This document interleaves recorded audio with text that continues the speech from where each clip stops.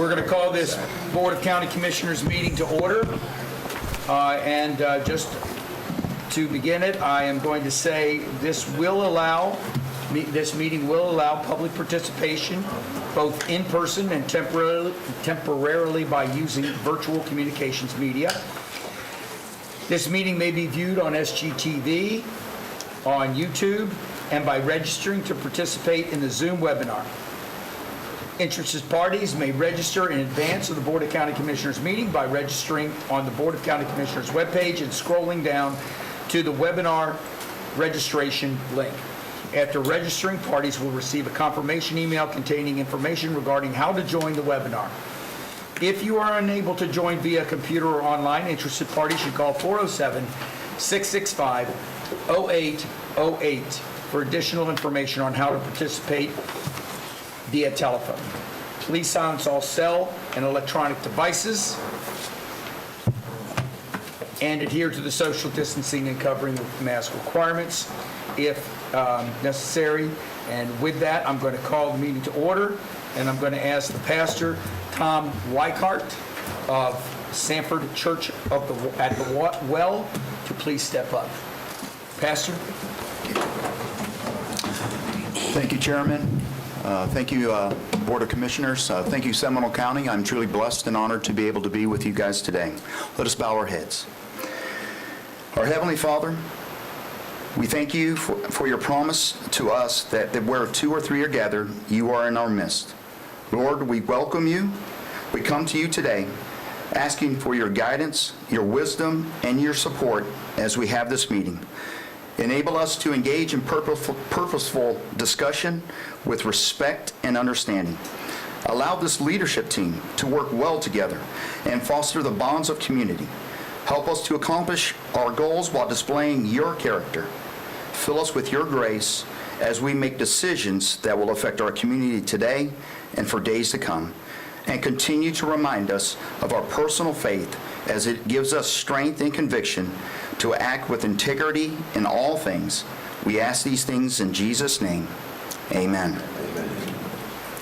Thank you. We have a number of our veterans here that are employees of Seminole County.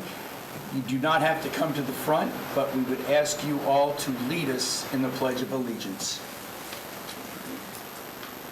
I pledge allegiance to the flag of the United States of America and to the republic for which it stands, one nation, under God, indivisible, with liberty and justice for all.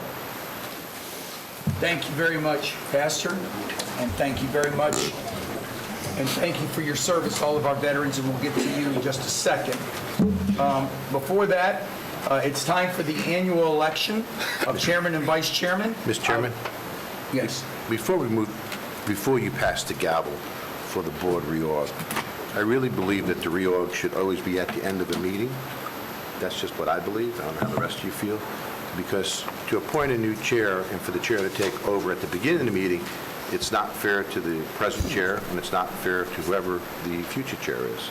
So I know that the agenda is set. I have no problem voting on it today as it is stated. I would like to move it in the future towards the end of the meeting, but whoever is the chair and the vice chair, I really believe that they should take the position after the meeting is over. I don't know how the rest of you feel about that. I agree.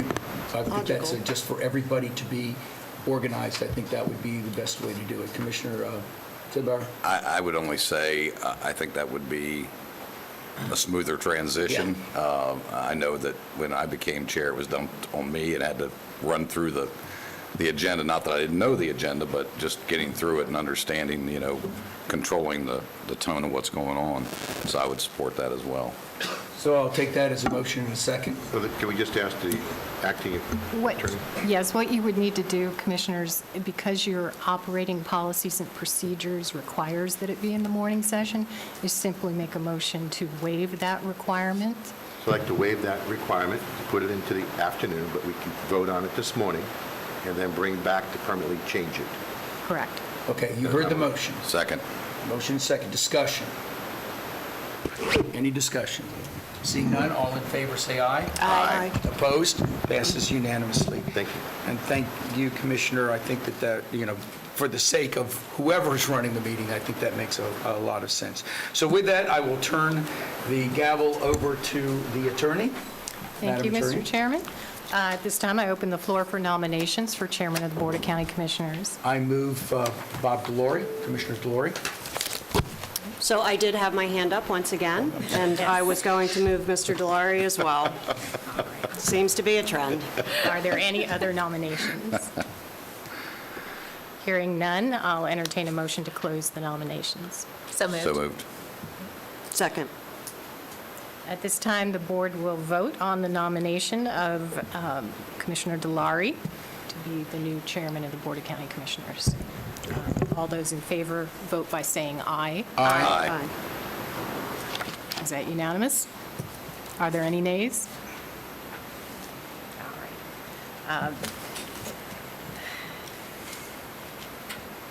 Commissioner Delory is now the newly elected chairman of the Board of County Commissioners. Congratulations. Congratulations. Congratulations, Bob. Or This condolences. time, I will pass the gavel to Amen. you to open the floor for nominations for vice chairman. Is there a motion for vice chairman? I'd like to nominate Andrea Herr. There's a motion for Andrea Hurd. Commissioner Zimbauer? I would nominate Commissioner Constantine. Motion for Commissioner Constantine. We have two motions. Is there any other nominations? And move to nominations be closed. Is there a move to nominations be closed? So moved. Any objection? Okay. All in favor of Commissioner Hurd, say aye. Aye. All in favor of Commissioner Constantine, say aye. Aye. I think it's 3-2. With that, we have elected the chairman and the vice chairman, and well, let's move on. I will also say that now we have to affirm the standards of conduct for the Seminole County Commissioners. Is there any discussion of those standards of conduct? Mr. Chairman, I'd like to make a motion to approve those standards of conduct. Second. Motion and seconded. Any discussion? All in favor, say aye. Aye. Opposed? Passes unanimously. Okay, the business spotlight, and we're going to restart that now that we're starting to feel like we're getting a little bit back to normal. And with that, I would like to, we have Pemberton LLC, and who is going to make the presentation? Tricia, are you going to do that? Somebody's got to start it, Tricia. You play the video. Okay, let's play the video. No intro?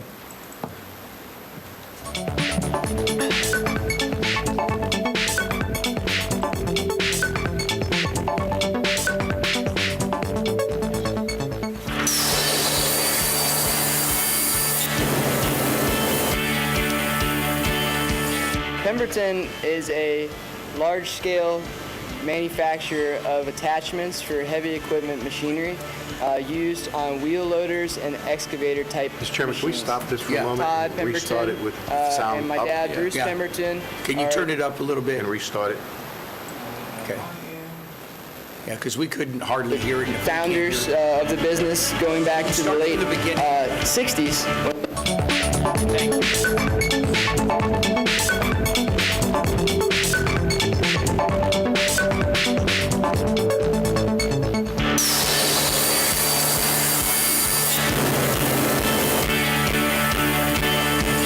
Pemberton is a large-scale manufacturer of attachments for heavy equipment machinery used on wheel loaders and excavator type machines.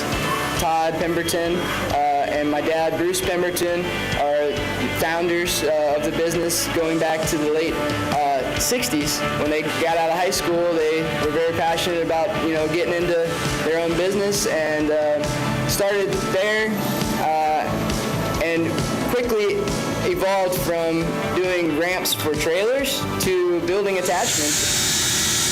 Everything starts with an order. We get an order for various type of attachments that we make, some that we haven't made before. We then design them. Once they're designed and approved by the customer, they'll be sent down to production. Parts will be cut, assembled together, welded. Any machining that needs to be done will be done, at the right time, and we will then clean it, ship it, do a wide range of attachments, from very small ones to very big ones. And here you can see an example of actually probably our smallest grapple. And this is half of it that will make up a claw. And it's actually, ironically, going to Hawaii. We've sold a couple of these now to a particular customer out there.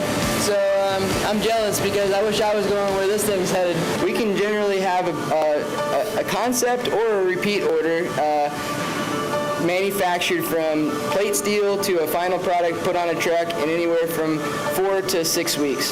Currently, we have 55 employees in the shop and a total of 75 employees, the 20 made up by engineering staff, sales staff, office people, executives. Lots of cases, we've had many employees that are well over 10 years, some over 20 years of employment here with us, and we'd like to try and reduce the turnover by having a good working environment. And according to word on the street, we got a pretty good place here to work. So we like to keep it that way. We definitely are trying to grow each and every year. Last year, we actually experienced a very large, over 30% growth rate from the prior year before that in billing, and hopefully we can continue something close to that, because for a business established for over 40 years to be able to grow 30% is very difficult, and we were able to do it. Good economy, and hopefully it stays that way. For more information on Seminole County economic development, visit businessinseminole.com. And for more information on Pemberton Attachments, visit pembertonattachments.com.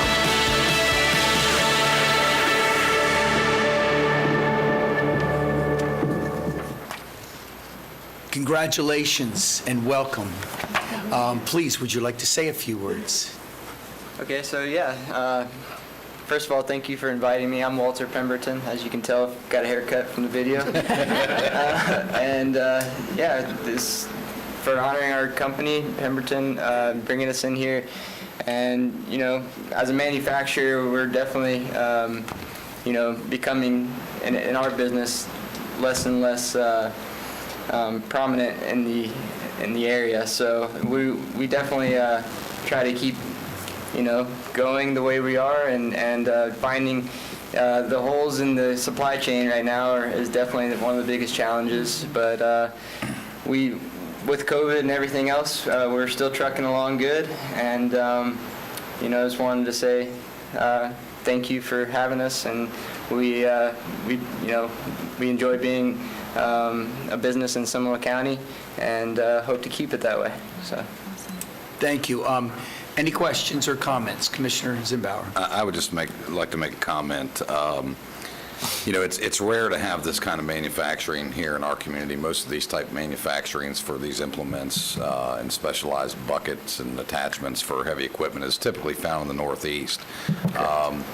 Several years back, I found myself with one of my farm implements that was damaged, that was no longer in business, and your folks were so gracious to take those components, put it on your 3D imaging, and made me the components that I needed to fix my grapple and my root rake. So thank you very much. awesome, yeah. But anytime you see the Diamond P on some piece of equipment, and once you know that Diamond P and you travel around the world, you'd be shocked where their equipment is. I mean, it's all over the world, from right here in Seminole County. So good work. Thank you very much. Appreciate it. Yes, Commissioner Delory. Well, I don't have a grapple, and I don't have a root, a root hook. I You don't need have one. You need to get I one. know everybody needs one, but Change your life. Everyone should have one. it could change my life, but I probably need the vehicle or whatever it is to operate it first. But more importantly, what kind of people are you looking for, and what kind of qualifications would someone need to go to you to maybe have an entry type of position? Well, it's been more and more increasingly difficult to find people with prior experience in fabrication, welding, engineering. It's a difficult little niche, because what we do in the turnover, as far as turning around an order into a job, we do it so quickly that we don't really have the time to sit there analyze it to the umpteenth degree. And a lot of times an engineer will come in and, Todd Pemberton, my uncle, they're too meticulous and they want to sit there forever. So as far as pre-qualifications, if you had any prior welding, fitting, reading blueprints experience, that definitely, gives us more, attention to you to give you an opportunity and a shot. But we've had a lot of good luck just training people that have limited to no experience. Sometime working with even the jails, we've had people come out of prison and come to work for us and train. Some of our best employees, honestly. So it just takes somebody with good attitude, and showing up is half the battle sometimes. And we have a great team of managers that will help groom you into a productive employee. So if you have patience and you're willing to work, we'll put you to work. How would someone get a hold of you to get their information in front of you? Is there a phone number? So, the best way is to stop by and meet with me, because I like to do personal interviews with people and just feel them out a little bit and have you fill out an application. We don't really have on our website a place to put in applications. Normally, it's people stopping by, and I'll meet them personally. And if I get a good feeling from them, and I think we have an opening for them, which currently we're looking for a few employees, people with fitting welding experience, and even some engineers. We're always looking for a good engineer. There you go, Bob. Yeah. So what location are you Even at? take them. So you want to interview now? I don't want to interview. Oh, yeah, let's do that. I want to watch that. Yeah, I want to see this too. What's your location? So we're just off of 434 near the hospital at 103 Highline Drive in Longwood. So yeah, come by and check us out anytime. I may do that. If you'd personally like to come by, or any of you commissioners, and take a tour of our shop and check it out, it's definitely interesting. So yeah, we'd love to have you. Appreciate you. Thank you. Yeah, Thank you. Thank you very much. I think that, if I'm not mistaken, Walt, that this was done prior to the COVID. Yes. So you've been waiting a long time for Until I've this. grown up a lot since then. Shaved my face and cut my hair and everything. Hey, we're just glad you're still in business and doing so well. Yeah, we're doing well. I can't believe it. It seems like with the pandemic and everything, everybody's went crazy trying to get supplies, and material, like I said, has become an issue. I do a lot of the procurement of the raw materials, and it's a challenge, but we're happy to have this problem instead of the other problem of not knowing what to do today because we don't have any orders to fill. So we're blessed. Thank you. Congratulations again. Thank you. Thank very you. much. See you soon. Appreciate it.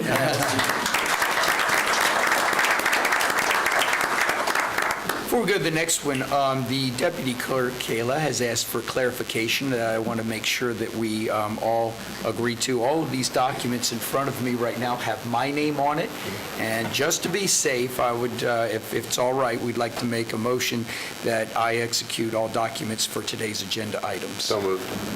Is there a second? Any discussion? All in favor, say aye. Aye. Opposed, passes. Kayla, you got your answer. There you go. The next is a proclamation for November 11th, Veterans Day, here in Seminole County. And Mr. Freddie Spano, of course, our Veteran Service Officer, is here to accept this. And since I haven't read one in over a year, I hope that you all will indulge me and allow me to read this proclamation. Seminole County Board of County Commissioners proclaiming November 11, 2021, Veterans Day in Seminole County, Florida. Whereas at 11 a.m. on November 11, 1918, after 4 years of bitter conflict, the world rejoiced and celebrated the signing of the armistice by the Allied forces and the Federal Republic of Germany for the secession of World War I.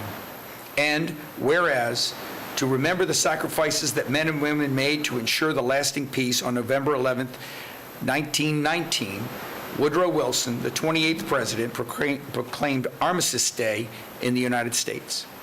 And whereas on June 4, 1926, the United States Congress passed a concurrent resolution requesting that Calvin Coolidge, the 30th president, issue another proclamation in order to observe November 11th, with all the appropriate ceremonies.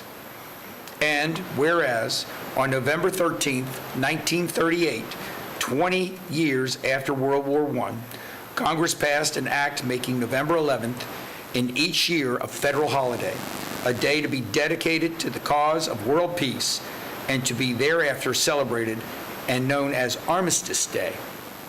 And whereas, in order for a grateful nation to pay homage to veterans of all wars, on June 1st, 1954, Dwight Eisenhower, the 34th president, agreed or signed into law a bill introduced by U.S. Representative Edwin Rees from Kansas, renaming Armistice Day Veterans Day. And whereas in 1971, Richard Nixon, the 37th president, declared Veterans Day to be observed on the second Monday in November. And whereas, because the commemoration of Veterans Day was a matter of historic and patriotic significance, on September 20th, 1975, Gerald Ford, the 38th president, signed Public Law 94-97, which returned the annual observance of Veterans Day to its original date of November 11th. And whereas the Tomb of Unknown Soldier was initially dedicated by the Army on Armistice Day, November 11, 1921, with the burial of an unknown service member from World War I. And whereas we honor the centennial commemoration as the site inspires reflection on service, valor, sacrifice, and mourning. Now, therefore, be it proclaimed by the Seminole County Board of County Commissioners, does hereby designate November 11, 2021 as Veterans Day in Seminole County and calls upon the Seminole County residents to honor the contributions of current and former members of the United States Armed Services. I move that adopted on the 9th day of November 2021. Second. Motion and seconded. Is there any discussion other than the fact it was a great history lesson? With Chairman? that, I would just like to make a comment. we'll pass it and then you'll make. Okay. All in favor? Aye. Opposed? Passes unanimously. Commissioner Zimbauer. Thank you. I think we are very, very fortunate here in Seminole County to have so many veterans under our employment here at the county, and I would ask that you notice a theme for many of these individuals who are employed by Seminole County had leadership roles while they were in the military. I think that speaks volumes not only of this county, but it speaks volumes of them and their departments they work for. So thank you all very much. We appreciate it. Agreed. Thank you very much. And you're seeing a lot of them scroll right up here on the screen. Commissioner Delory, I saw your hand up. Thank you, Mr. Chairman. For us to say thank you, it doesn't really do justice. For us to stand here or sit here and to say all the wonderful things that we're proud of about you really cannot even be done. You've walked the walk, you've talked the talk, you've given so much, and there are those that have given the ultimate sacrifice.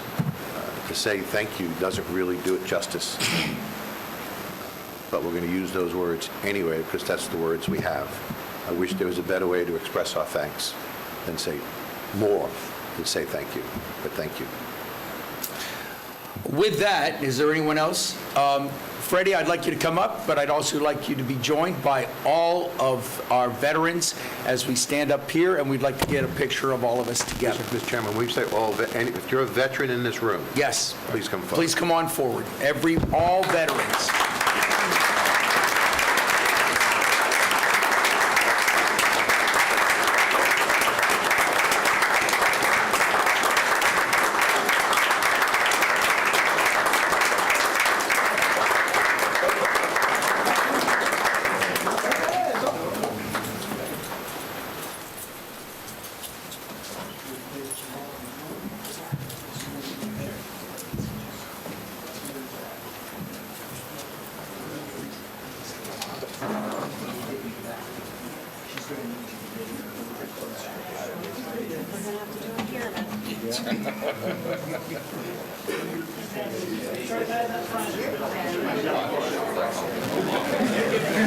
It's going to be difficult.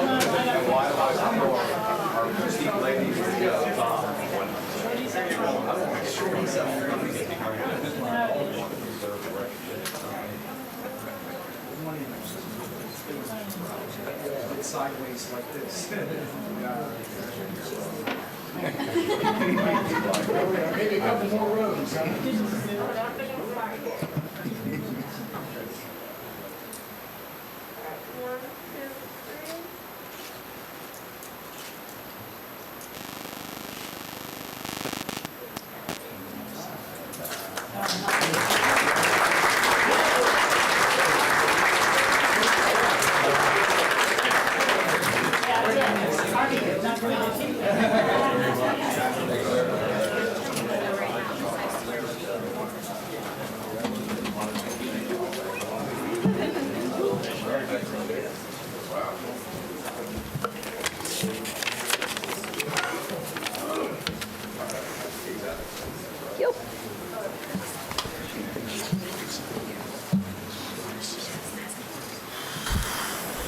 Guys, before you leave, I think Freddie's got a few words. Well, we appreciate your enthusiasm to get back to work. We really do.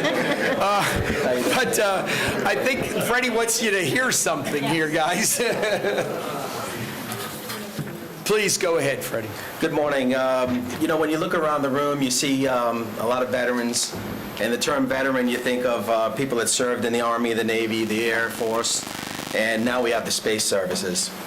And as a group, we're entrusted to the security of our nation. We protect our citizens and the preservation of its way of life. In this capacity, we serve as guardians of Americans' future, this group in front of you. By its very nature, this responsibility requires us to place the needs of our service and our country before our personal concerns. It's peace through strength. When you see it on TV, you think war. But it's peace through strength. An unlimited liability clause, or a contract with our country and each other. An unlimited liability clause is on display when you see a group of young teenagers that leave home and they sign a document and they designate beneficiaries on a life insurance before they deploy, before they go overseas. It's a sight to see if you haven't seen it. We're a profession of arms, though, and it's a profession. We're a profession where we serve the larger community to help accomplish its purposes and objectives and protect our way of life. It's a vocation. Amongst this group, you'll see doctors, lawyers, electricians, plumbers, police, fire, medical, nurses, all sorts. And then we come into the community like you brought up earlier, and you see how we fit in when we come back from our service. We have a higher loyalty and a purpose rather than a hierarchy of loyalties. And it puts a nation above our service, service above our comrades, and comrades above self. We serve the nation and fight and die for each other. There was a time when veterans were not welcomed home or respected. I'm so grateful to be part of Seminole County. Ever since I took over the position, I started to realize what you do on a monthly basis to recognize our veterans. It's not just words. I know it's hard to say in words because sometimes words just don't capture what it really means. But you truthfully and you faithfully every month recognize somebody that has done something a little bit different, that has met the profession of arms, has signed that unlimited liability clause, and come before you. And you put a lot of focus on that in this county, and it's something that other counties really need to follow that lead. Other states need to follow that lead because it's really something else. There was a time when veterans used to come back from war and they weren't respected and not welcomed home. They raised children in this group that have changed that. And you're changing a culture, and you continue that culture by doing what you do on a monthly basis, on a Veterans Appreciation, when we do that once a year. And you created a culture of respect and honor for the veterans where you set that example, and I just want to thank you for that opportunity. Thank you. Thank you. Thank you very much, Freddie.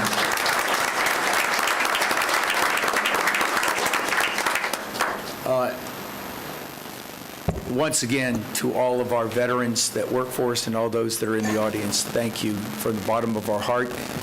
And now, members of our staff, you're welcome to leave, to get back to work. Thank you, guys, very much. y'all.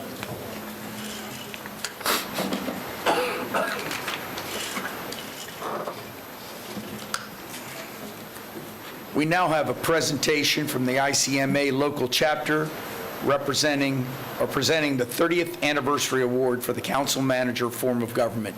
And I believe we have Al Butler here today. Al? Yes, sir, thank you.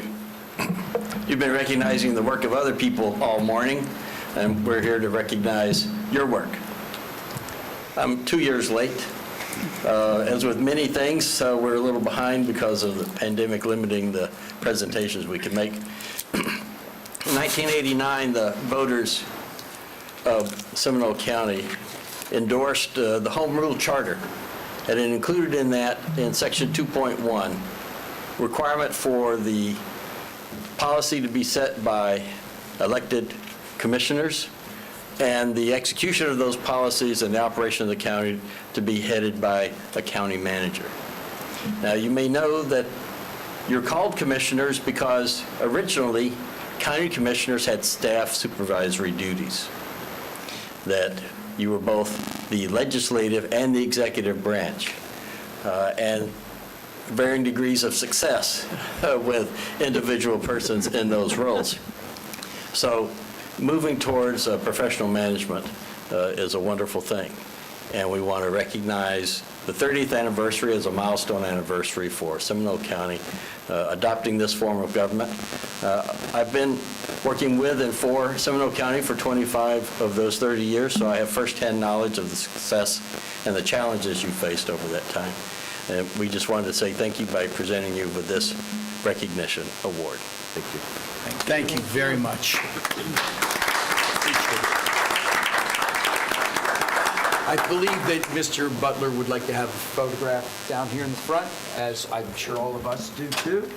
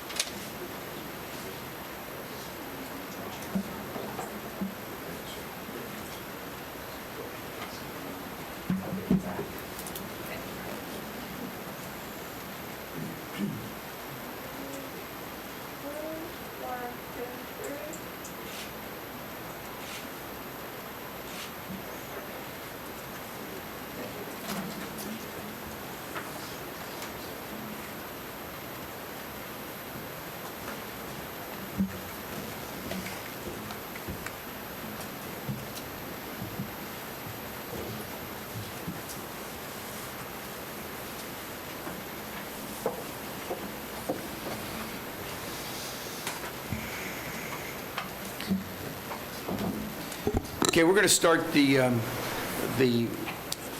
agenda. Let me just, before we start this, since you all have given me the privilege to run this very interesting meeting, because it's going to be a long one, and we've got a lot of issues that we're trying to cover. It's jam-packed. I just want to ask everybody to be as judicious as they can in our comments, so that we can try to get through this both in the morning and the afternoon. And so just asking each and every one of you, we don't have to, as we always tell the citizens, don't repeat yourself and everything else like that. Let's do the very best we possibly can so that we can get out of here. I know all of you have always wanted to do that and have always tried to do that, and I'm just suggesting that, with this meeting, looking at it, I think we all know that this is going to be a long and potentially difficult meeting, but we can make it easier if we all work together. With that, I have the consent agenda 6 through 26. So I have Commissioner DeLore. Item number 23, I'd like to pull.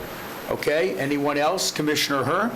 Item 19, 29, 30, and 31. 19, 29, 30, and 31. Commissioner Herr wishes to pull. Anyone else? Commissioner Zimbauer?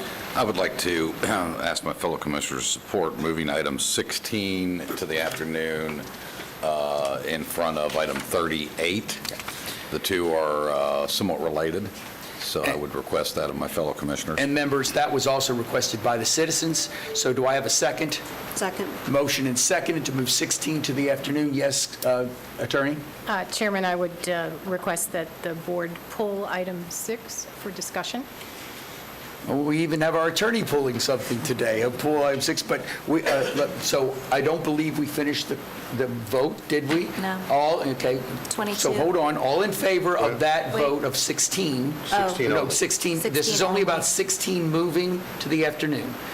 All in favor of doing that, there was a motion, saying aye. Aye. Opposed? And 16 is now in front of 38. Now we'll go back to pulling more. Anyone else, Commissioner Lockhart? 22. And 22. Okay, so as far as I have, 16 is moved, and we've already voted to the afternoon. 26, 19, 22, 23, 29, 30, and 31 have all been pulled. And if I'll just circumvent this so I don't have to do it, there was just one question I had of Assistant City Manager, Mr. Abel, and you can just shake your head, and I'll say that you have shaken your head. I asked you to contact Wekiva Homeowners Association about this, were we able to do this before the meeting? And the answer is yes, and they understand what we're doing. So the answer is yes. Okay, that's the only thing I needed, so we'll keep 24 on there. And with that, I guess I'm looking for a motion that would 7 through 26. Remember, with 29, 30, and 31 already is separate from this. This is just 6 through 26. So 7 through 26, except 19, 22, and 23. Is there a motion to that effect? So moved. Is there a second? Second. Motion and seconded. Is there any discussion? Seeing none, all in favor, well, wait a minute, I'm sorry. Any citizens out there wish to speak on any of those items before we vote on them? You do have one hand raised. We have a hand raised. Chairman, Thank you yes. very much, Brandon. And who do we have in the queue? Mr. Chairman, Tissia Bird, I'll bring her in. Okay, I did not understand. That's James again? James, Yep. I'm sorry, I did not understand who you said was coming in. Ms. Tissia Bird? Ms. Tissia Bird is going Yep. to be coming in and has a comment on one of the items that is on this. So, Ms. Bird? She's coming in still. Hold on, let's see. Try this again.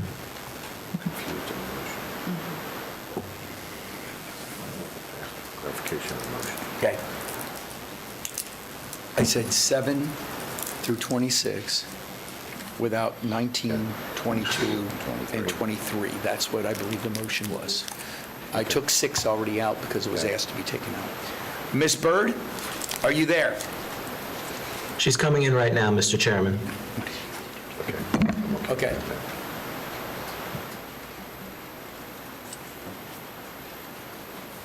Ms. Bird, we're ready for you.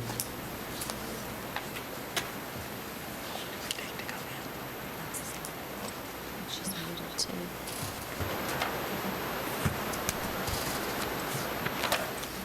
Sorry, James, what's the holdup here? She needs to unmute herself, Mr. Chairman. Okay, let's tell her that. Ms. Bird, you need to unmute yourself.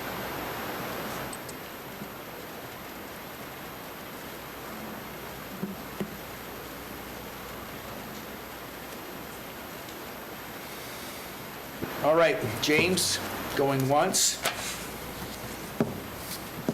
Going twice. Ms. Bird, we'll try to get you later, since we seem to be having difficulties. For any problems on our side, I apologize, but we need to keep moving on. We can't just keep it open forever. James, is she still trying to get in? I put her in, Mr. Chairman, but I'm not sure if she was able to hear. Got it. So, Okay. We have a motion in front of us. We have opened a public hearing. We had one concern, but we will move on. Anybody have any objection to the motion? Is all in favor, say aye. Aye. Opposed? Okay. We are now going to go to item number 6.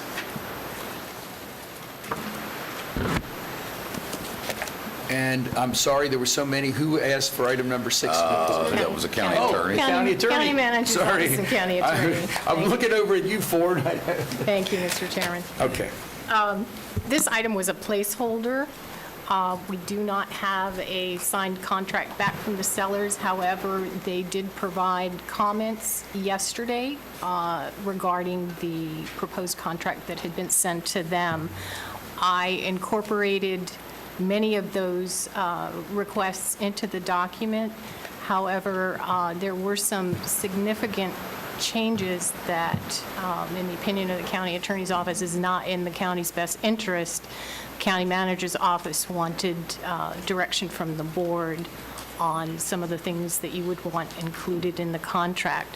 But the primary issue has to do with the price to include in the contract, which up until now, the discussion has been $14 million. And the county manager's office was waiting for, or is still waiting for, comments from FDEP on some environmental issues related to the Wekiva Golf Course. And yesterday, Mr. Abel sent you a memo with an update on that.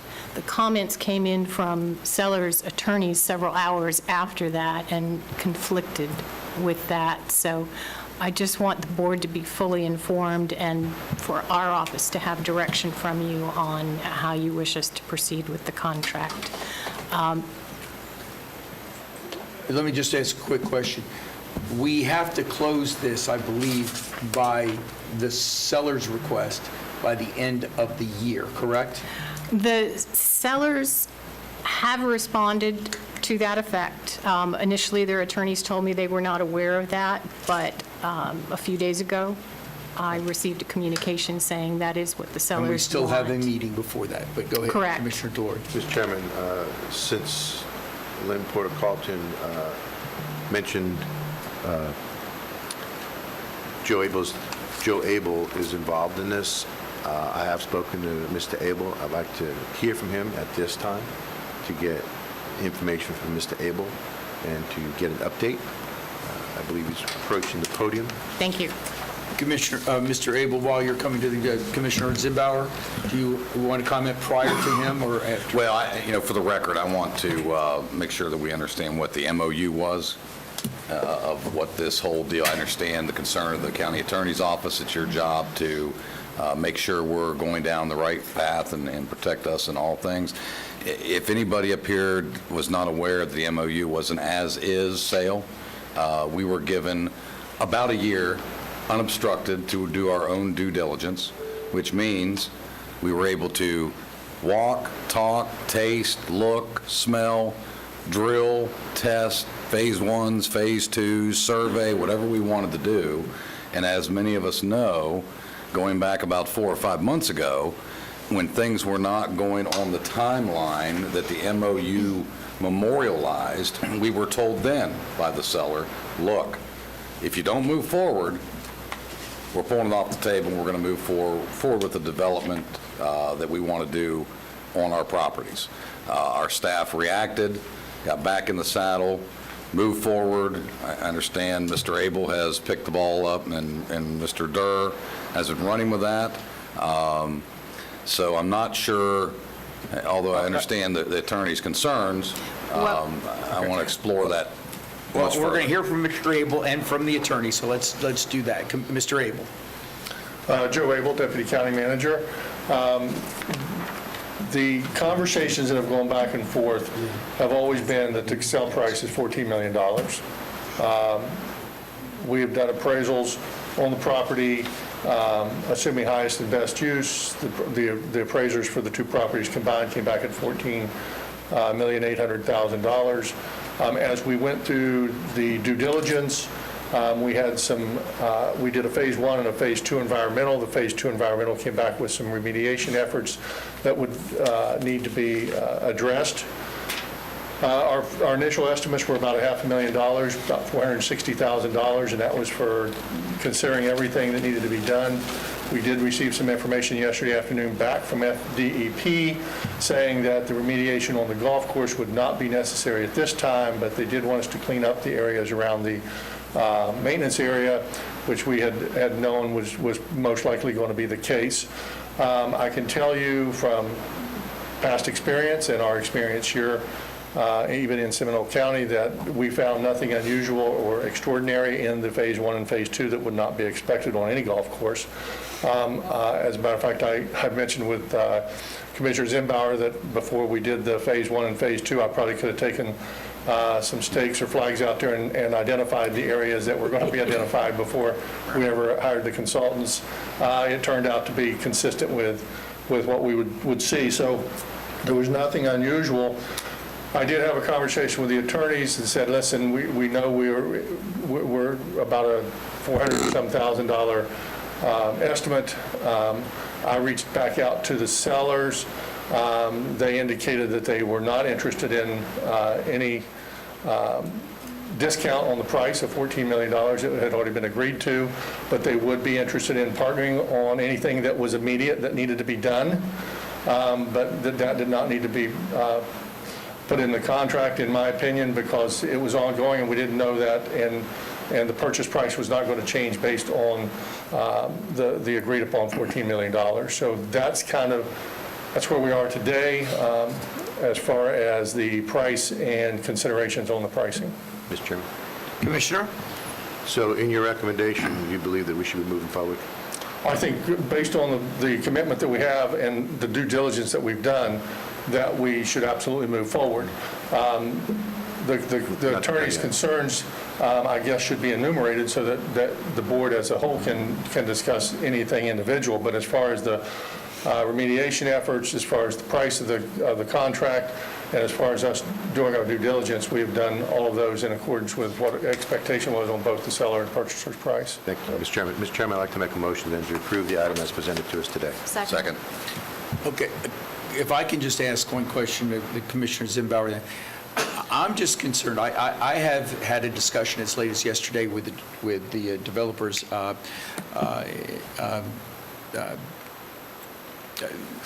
with the development interests, and they indicated again that they would be willing to pay half of the environmental, which I think is extremely important that we have in the contract, so that both sides know exactly what we're doing. So is there any way to get that into the contract?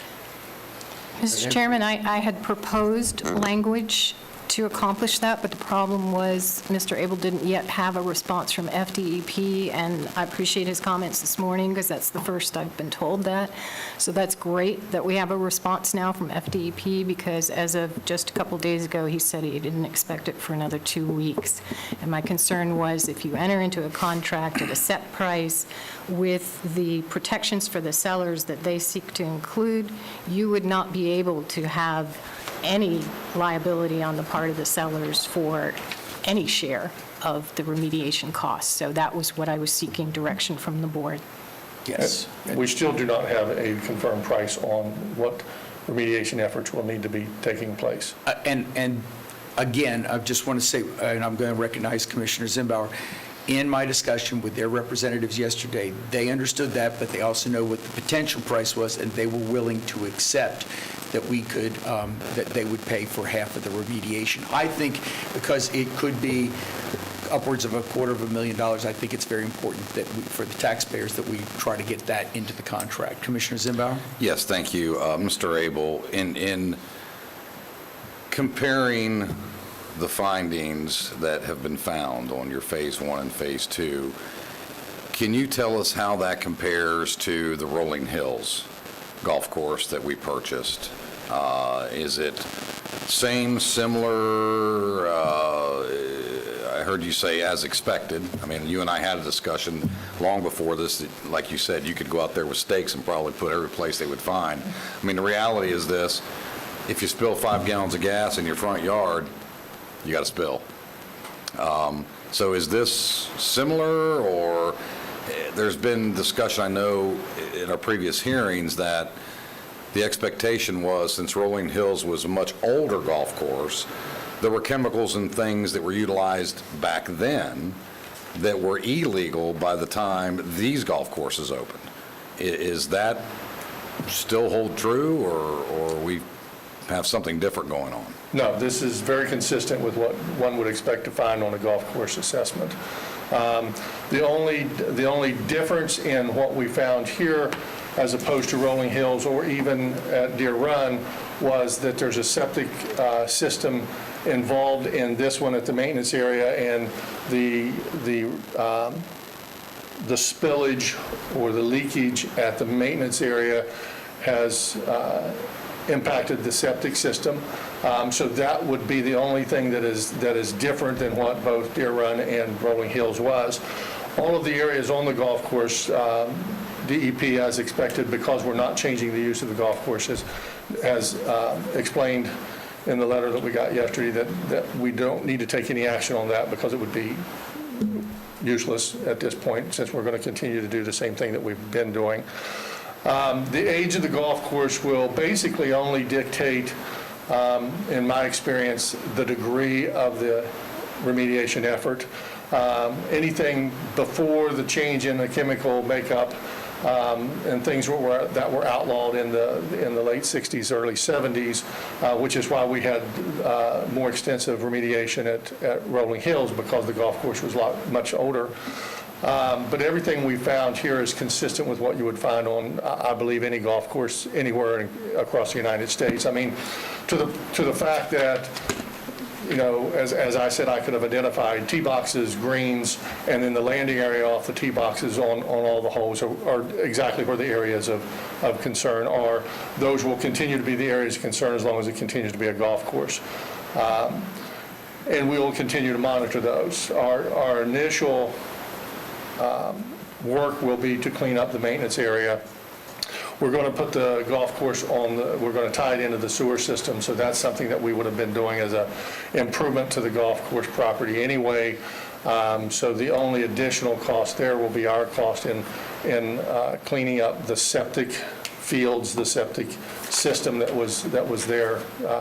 There's one at the clubhouse, or two at the clubhouse, one at the maintenance area, and those will be addressed as we tie into the sewer system that goes to that property. Thank you. I would ask the motioner, would you accept a amendment based on Commissioner Constantine's concern that we put a provision in the contract that 50% of what is required to be cleaned up? The question that I would have, and that's what I was going to ask, if I may, Mr. Chairman, Mr. Abel, when you say the seller is willing to participate on what is required for the sale, so there's things that may not be required for the sale, correct? Correct. Okay, that would not be involved. The remediation out on the golf course proper is not necessary at this time. The only thing that is necessary at this time is the area in the maintenance area, area. We have an estimated price, but we haven't confirmed the detail of that price yet. That is something that we will need to take immediate action on, and those would be the items that I would want to seek further clarification and then approach for participation from the owners at that. And they have verbally committed to, through their representative, to do that. However, the language that they sent to us for the contract did not include that. And I will remind the board that... Stop right there. So I'll amend my motion, and I'm going to caveat what you said, what is about what needs to be done for the sale of the property. You understand what I'm trying to say? Yes, sir. Okay. And that would be the only thing I think that they would accept if they accept that as part of the purchase price. I will remind the board, because I think you need to know this, is that when we did Rolling Hills without including the remediation efforts in the purchase price, because we were doing an MSBU with the community and they committed to doing that. We are making no commitment or request to them for Deer Run for any remediation efforts that would be done there. So in the dealings for both of the purchases, for both this purchase and from Rolling Hills. We did not include remediation efforts in the purchase price of the Rolling Hills golf course. No, but it is a consideration. Correct. It is a consideration in the should be in the contract concerning the remediation as part of their agreement to pay for half, because that's going to save us, our taxpayers' dollars. Okay, and can you get, with the motion amended, or it hasn't been amended yet, but it has been moved, can we get that into the contract? My motion is basically caveat of what Mr. Abel is saying, what is required for the sale of the property. We're not doing a wholesale cleanup of the entire piece of property, Correct. And it's a percentage. and it's a percentage. And I want to clarify. Okay, go ahead, Commissioner. What is required and mandated to be done for the sale. That's But what I'm I trying would- to say. I would soon remind I'm the attorney. my friend Commissioner Constantine, again, this was an as-is offering. This all became to us because there was development requests on this one parcel, and we knew there was going to be development requests on the other parcel. The citizens of this county came to us, asked us to tax themselves, and they voted to tax themselves to purchase these properties under the MOU. We had an appraisal done at $14.8 million. The MOU is at $14 million. So I don't know where this ends up and where we end up with the seller, but I would quickly remind everyone that we've been told under the MOU, if this does not get completed by the end of the year, their intent is to move forward with their original request. Request, yes. And so with that being said, I think it's important that we clearly understand how we arrived at this point. Yep. So if Commissioner DeLauria is willing to take that friendly amendment of what's required and mandated to be done during the sale, then I will support that. And Mr. Chairman? Yeah. So that's a second of that motion. Correct. Okay. And Mr. Chairman, I also want to put a caveat, is if there's a hiccup with this, let us know. If we have to call a special meeting to come back here to do this, we need to be doing that. That was going to be my recommendation, because if they decline to accept this, because it was a $14 million as-is, and they're not interested in having that in the contract, my question to the board, is that a deal breaker, or are there other considerations in lieu of it? I'm not trying to negotiate against ourselves here, I'm just trying to be clear. We are right now. Yes, we are doing that. Yeah, right. We have a, Because I want you to, my thought is that we should go into this with our eyes wide open. It has been articulated to me on many, many, many occasions that the $14 million is the $14 million, take it or leave it. And I want this board to understand that while I'm not trying to negotiate against us, I do want us to understand that if you make a motion, that we understand what the motion is. yes, go ahead. Well, and that's why I felt it very important that the board be informed about this, because the seller's representatives, with whom apparently you spoke, Chairman, and the seller representative that Mr. Abel has been dealing with are not the attorneys for the sellers. And as I said, several hours after those conversations took place, their attorneys sent in language for the contract that conflicted, in fact, was the opposite of that. Another issue that I would just like to make you aware of is the original contract that was prepared and sent to them had the $14 million purchase price in there. Subsequently is when the environmental analysis issue arose, and Mr. Abel knew that he was not going to have comments back from FDEP in time for today's meeting, or he felt that it was going to be 2 weeks after today. So the appraisal value was based on the property being clean with no contamination whatsoever. So I simply felt that the board needed to be aware that the MOU price was based on the property being clean, subject to the county doing its due diligence, which Leisure Services has done, but they don't have a final amount on the environmental contamination. Mr. Chairman. So Yes, Commissioner Zimbabwe. I've read the MOU. Where does it say its representatives be clean and free of any issues at all? Appraisal. It's the appraisal that was done on which the county manager's office was basing the purchase price. Understood. So we've got an So- appraisal at 14.8, is that correct? It's actually a little more than that, but both appraisers, Deer Run was appraised separately from Wekiva, separate appraisal firms. But on the Wekiva one, where there is now this contamination issue, the appraiser appraised it subject to the extraordinary assumption and hypothetical that the property was completely clean and ready to be developed. So Understood. So we got a 14.8 appraisal. How much is our expert Phase 1, Phase 2 estimate? $460,000. So we're still $340K to the good if we assume our Okay. appraisal is Point of accurate? clarification. I'm sorry. Yes, point of clarification. We have a motion and a... Yes, we do. We have a motion and a second that's been modified. We've had a lot of discussion. I'd like to call the question. Okay, the question's been called. That is a non-debatable. All in favor of calling the question, say aye. Aye. Opposed? It does not pass. Commissioner, let me just, that may be true, but what is also true is in my office, in Mr. Abel's discussions, in the county manager's discussion, they are and were willing to participate at a 50% level. I don't see that as being a deal breaker with the motion that we have in front of us.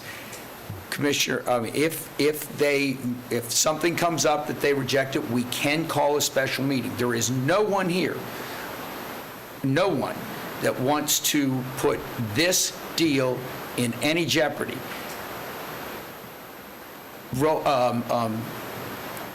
Deer Run voted for an MSBU. Wekiva did not.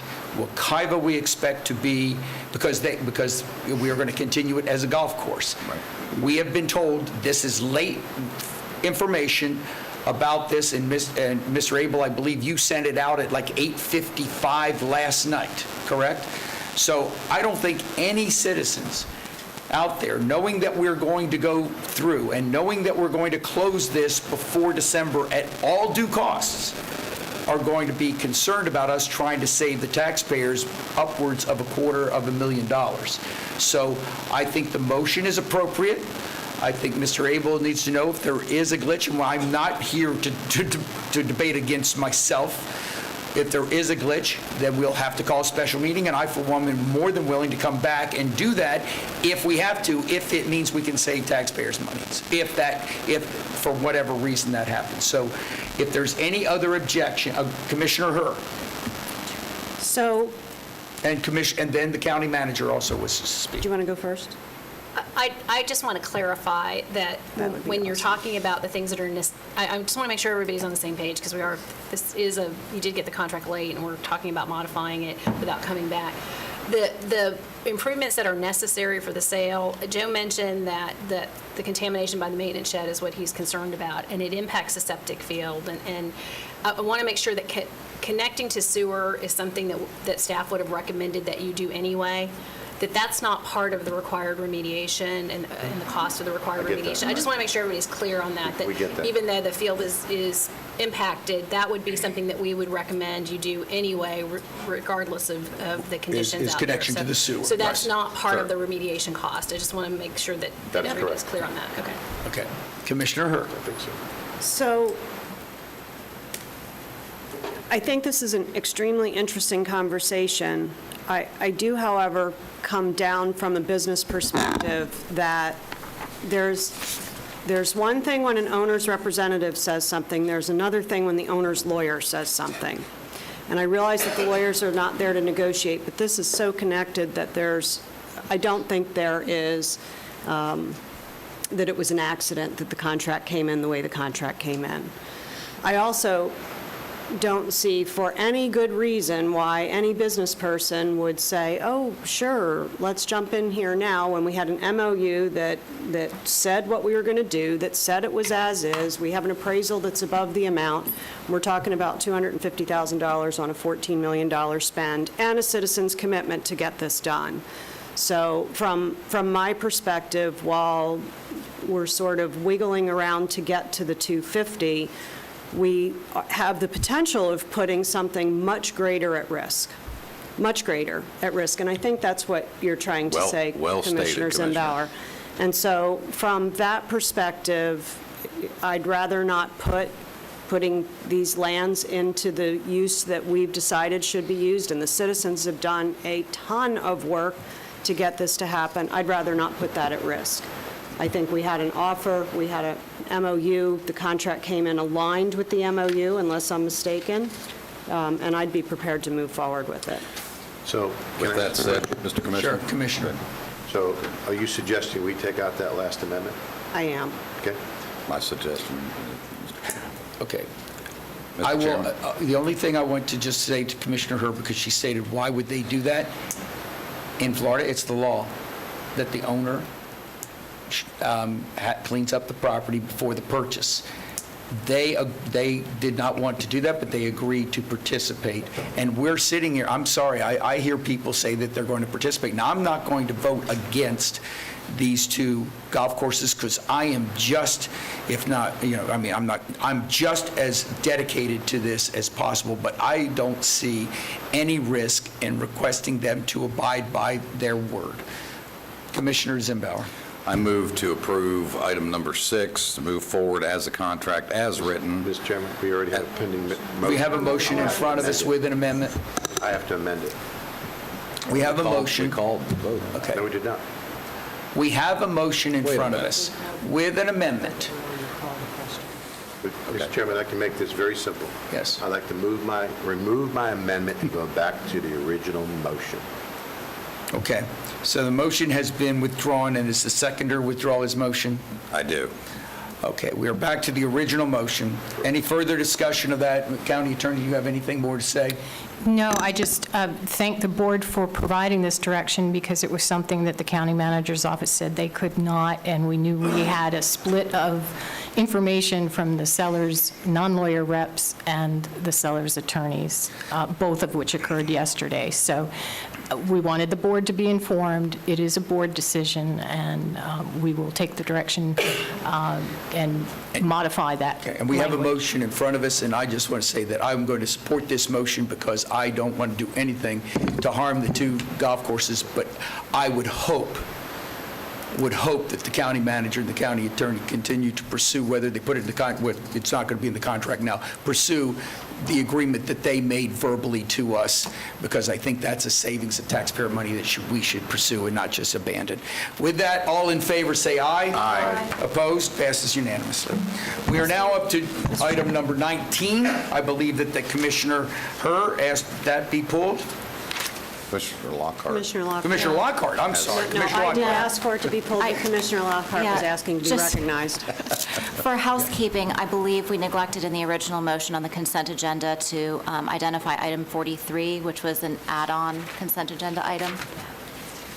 I was going to get through all of the other stuff, but Oh. thank you. We'll make that Thank you for a bringing that separate up. motion Thank when we you. finish these You do others, need to okay? take that up. Okay, thank you. All right, Commissioner Herr? So I'm going to make this one easy. I move to approve item 19. Second? Motion and seconded. Is there any discussion? All in favor, say aye. Aye. Opposed? Passes. Item number 22. That was, who was that? That's Commissioner Herr. That was Commissioner Herr. 22 is not me. No, it was me. I had it Okay. written down. Oh, dear Lord, y'all, this is going to be a long day. I am discombobulated. Yeah, but that that's was okay. not me. So my question on item 22 really relates to some communication that we had from some retirees, and if you could address those concerns, I would really appreciate that before taking this up. Sure thing. Lori Bailey Brown, Resource Management Director. The contention is with the guaranteed minimum interest rate, which is basically the interest rate that's earned on the savings account within the plan. It's currently at 3.5%. We knew going into these negotiations with Nationwide that would have to be negotiated down. Excuse me. They had approached us in our last amendment about negotiating them down, and we actually had agreed to that but never executed those. So we knew that would be up. The advisory committee discussed options for stepping down.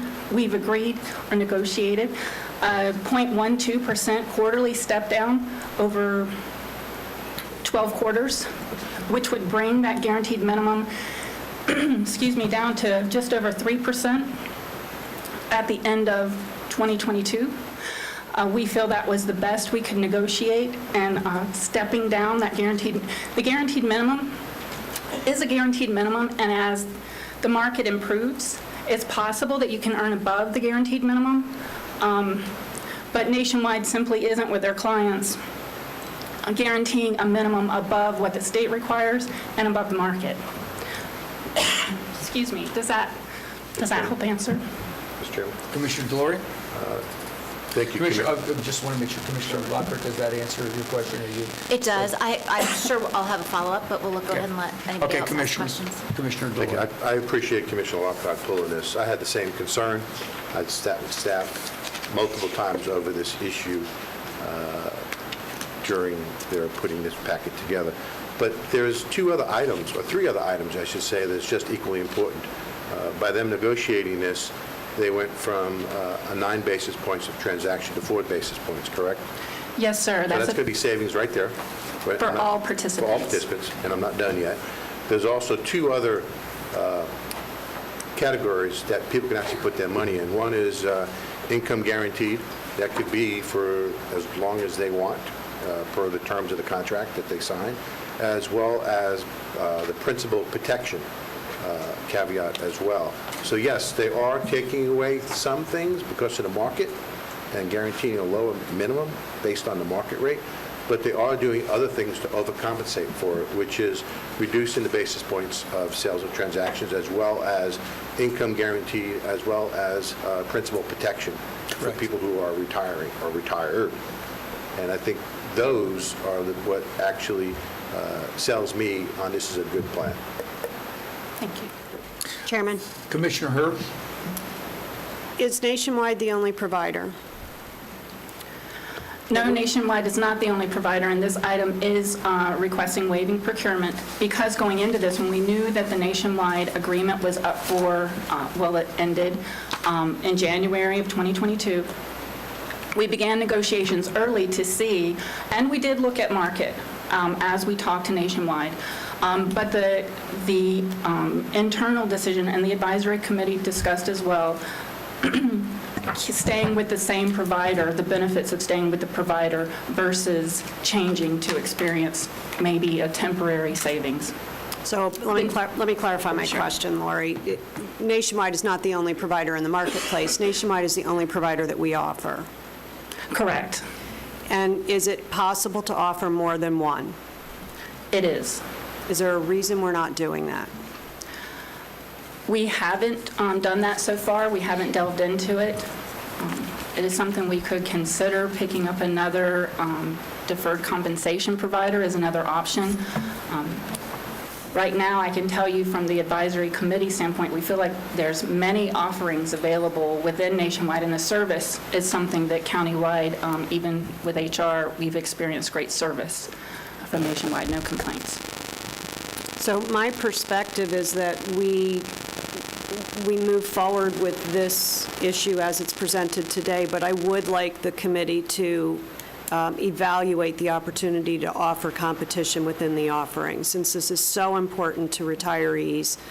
And quite frankly, if we had another vendor that was doing the same thing, which I suspect they are all doing the same thing, this would, I think, feel better than it does. But I would also say that in general, for these types of awards, giving people choice, and I do appreciate that Nationwide has a tremendous number of choices within their portfolio, but choice within the vendors is probably not a bad thing either. Okay.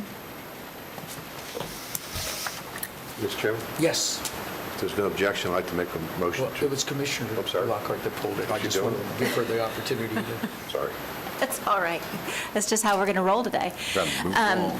So, that was... No, I'm just saying, he wasn't trying to... He's absolutely right. That's all right. I just wanted to make sure, I think that the point of the entire market experiencing this is really what I wanted to be sure that you were able to bring to light, because I don't think this is something that's intentionally isolated to our retirees or to Nationwide. Correct. So And I- actually, I'll let David speak to that since he's here. David Basil with Nationwide, who we've worked really closely with over this past year in negotiating the best deal that we can for Seminole County. But he has much experience statewide. Thank you. All right, thank you. So as she mentioned, I'm David Basil, I'm with Nationwide. Really to address the question that you had there, Commissioner, absolutely, this is not an isolated. In fact, this is a national event that is occurring across the board. And actually, many of the other providers went through this back in 2010, 2011. Based on the market conditions, Nationwide took a different stance to try to hold firm on the rates and as long as feasible. So you actually see within the state of Florida, that was actually one of the last states that we moved to make adjustments to.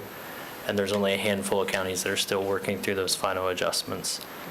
Here, as mentioned, we actually had talked through this on the previous contract. It just was never fully executed.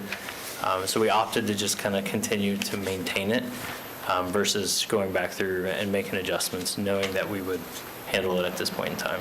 So, thank you. Mr. Chairman, I have another question, if I may. Yes, please.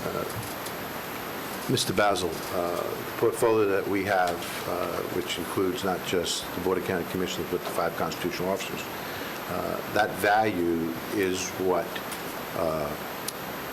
encourages or makes the deal, correct? It's that value. that is correct. Okay. So, The reason I'm bringing that up is because by bringing in other companies and people splitting off to other programs, you're actually devaluing that portfolio. And so our deal worthiness, we're able to negotiate, will be devalued at that point. that is correct. I just want to make sure that staff is aware of that. Any further discussion? Commissioner Hurd. For the record, I suspect we are large enough in total value that when you segment it, we'd still be pretty valuable. That is also correct. Thank you. That's not to say that, that by splitting it off, that it would completely devalue, but it does take It would away be a from your market stance. segmentation approach within your operation, and certainly considered when we decide whether or not we're going to do it. Yeah. You'd be part of that decision.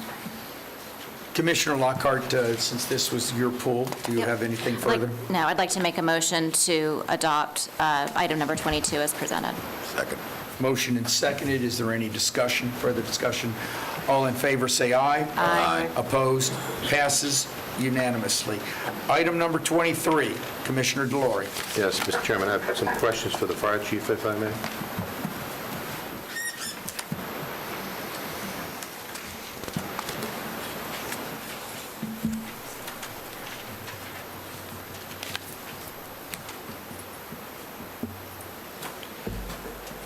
For the record, Otter Droz, Fire Chief, Seminole County Fire Department.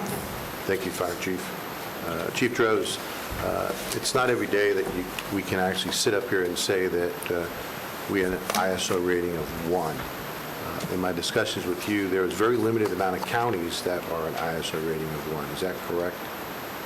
That's correct. Presently within Florida, there's only 3 county-wide fire departments, Jacksonville, Orange County, and Seminole County. Okay.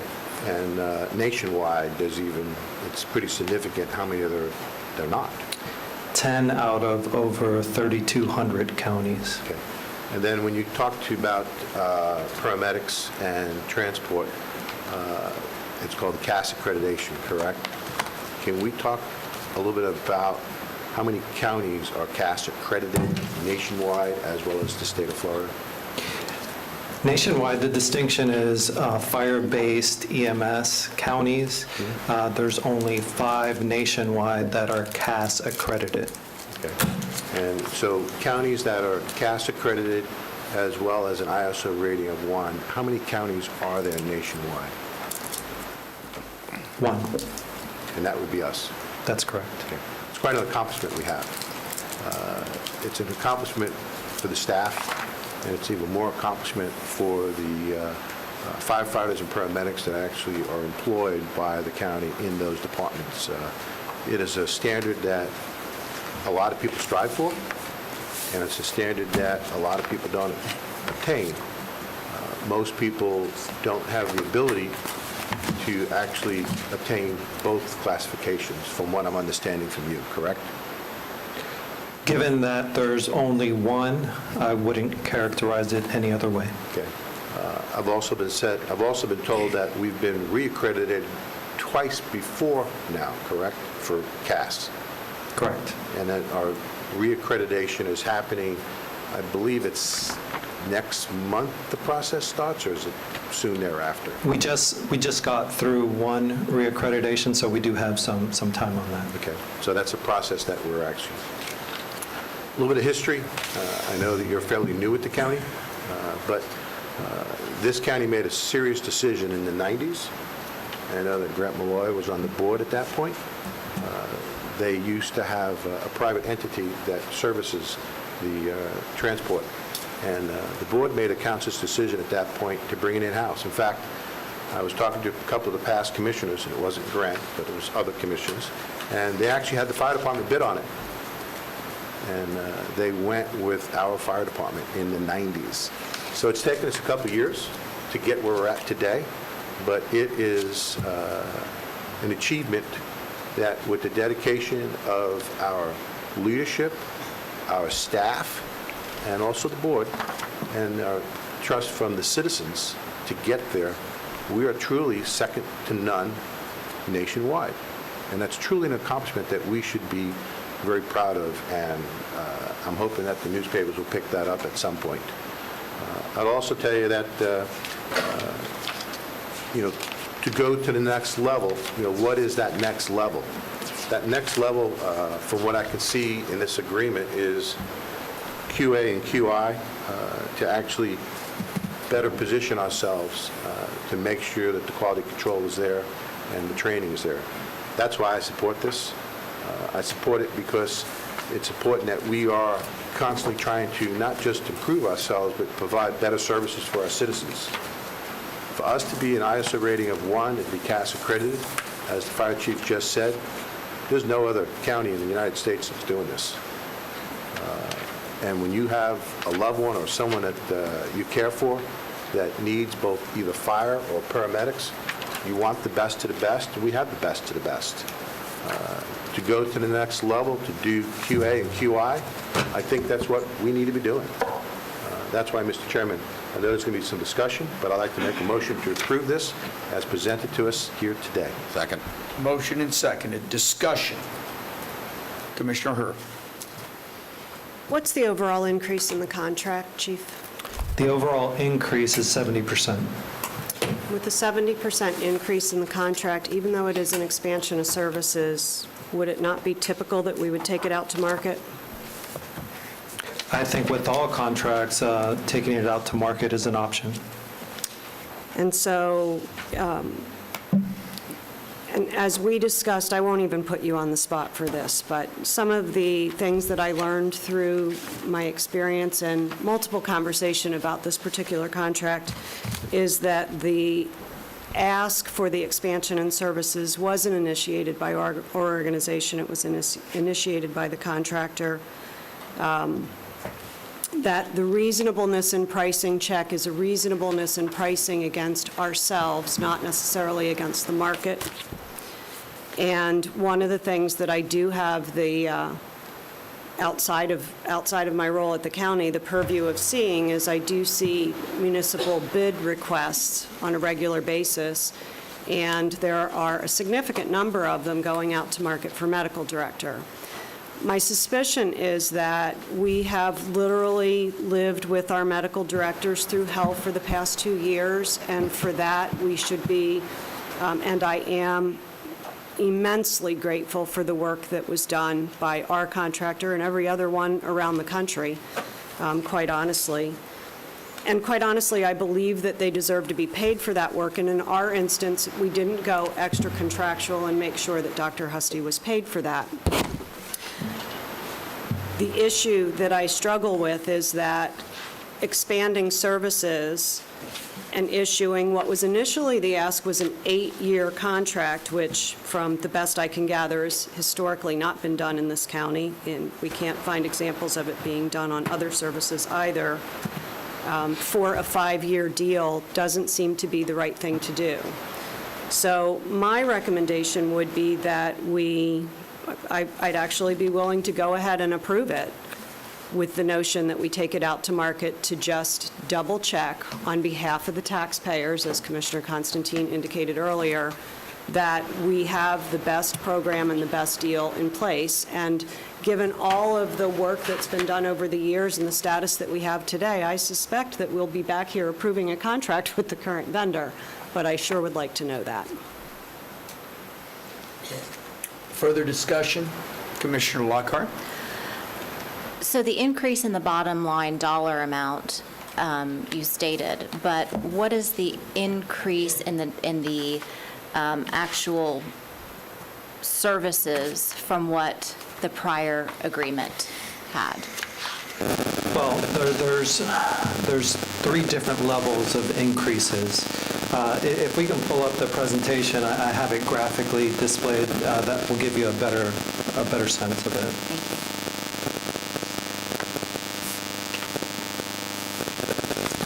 While we're pulling that up, does anybody, we've been here for an hour and a half, anybody want to break?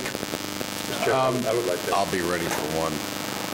Okay. Can we do after the item? After the item? No, that's okay, yes, that's what I'm talking about. After this item, we'll have the break, okay? For 5 minutes. We're going to be quick. Cell phones away from your microphones. Are you pulling it up?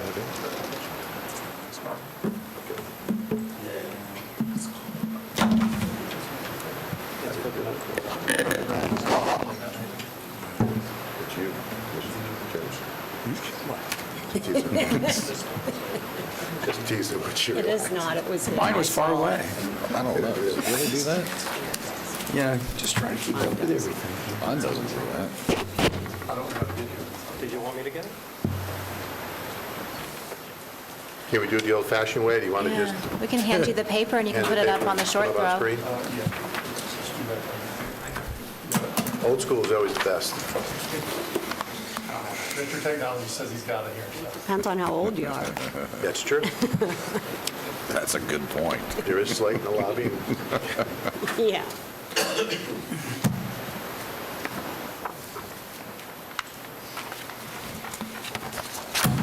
Chief, the pressure's on.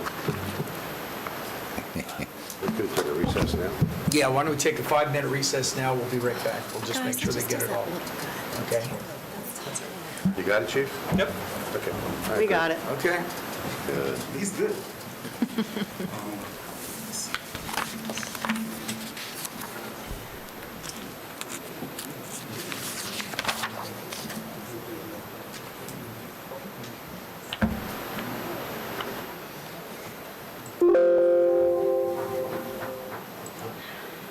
And just go to the second slide.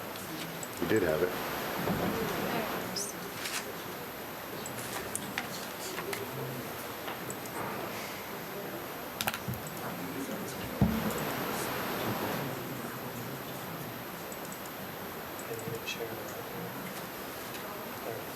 The second to last slide, please.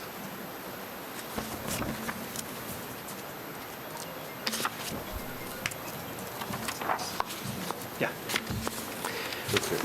The slide that you have before you is representative of the question that you asked. So when we look at the current agreement, the value of the current agreement, including the insurance, which is a separate provision currently, is the $275,603.40 that you have before you on the board.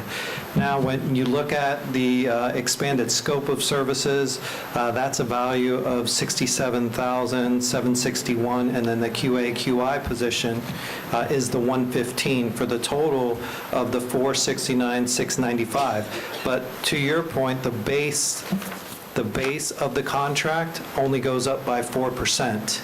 It's the expanded scope and the QA/QI, which was highlighted as something that we identified as something to improve the direct provision of service to the citizens that we serve in the form of really getting them to focus not on necessarily the protocols, but really differential diagnosis that really gives us the opportunity to really put all the pieces together in order to provide the right treatment modalities.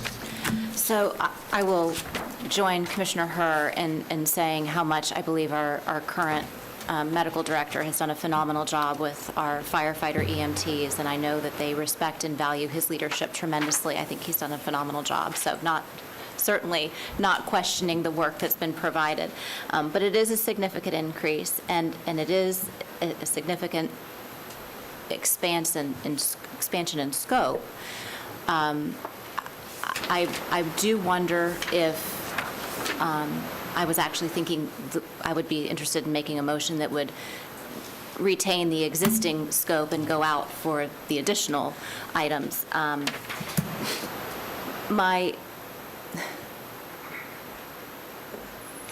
do believe that the vision that this board has talked about with community paramedicine and improving health outcomes across this county is very important and something that we want to continue to pursue.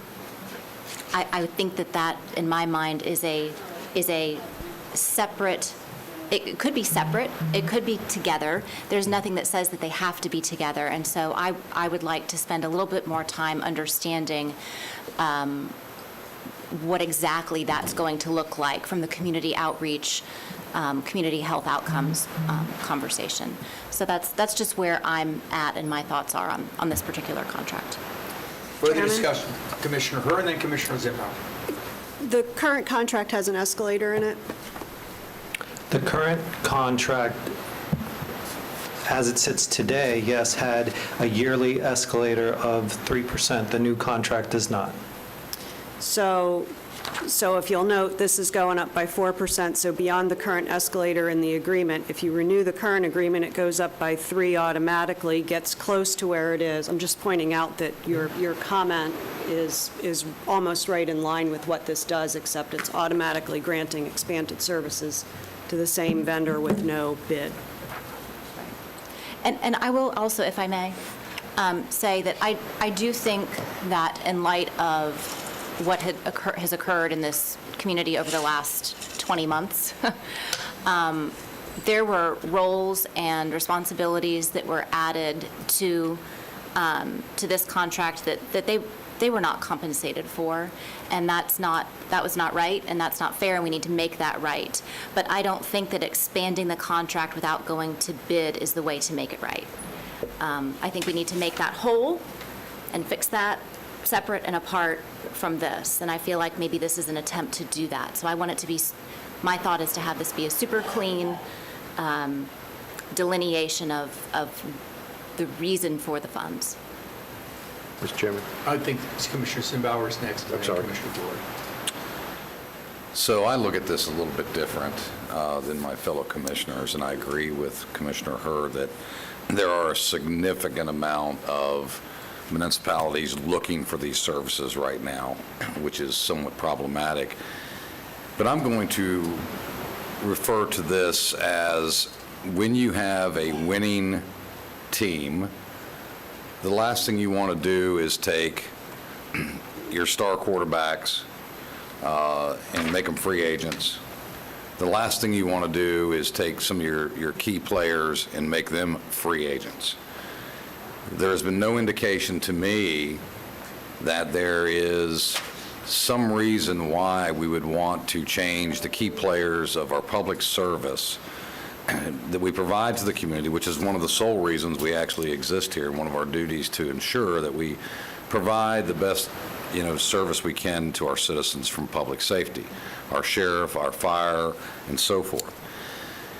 The expansion of scope, I've been here 3 years, and it's been a theme each and every year that this commission has wanted to expand services, wanted to do additional things for the community. The community has asked us to do things. We've talked about partnering with others.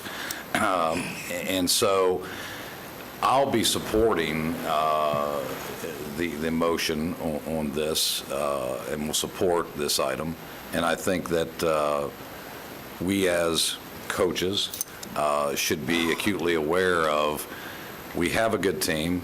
Since our fire chief has come in, a lot of things have changed. Our firefighters are happy, our citizens are happy, we've got an ISO rating, we've got a medical director that, if you get out in the communities out away from Seminole County and they find out where you're from, when you're dealing with first responders, you get a lot of comments about, wow, you guys are really on the cutting edge. You guys do things that we're not even permitted to do.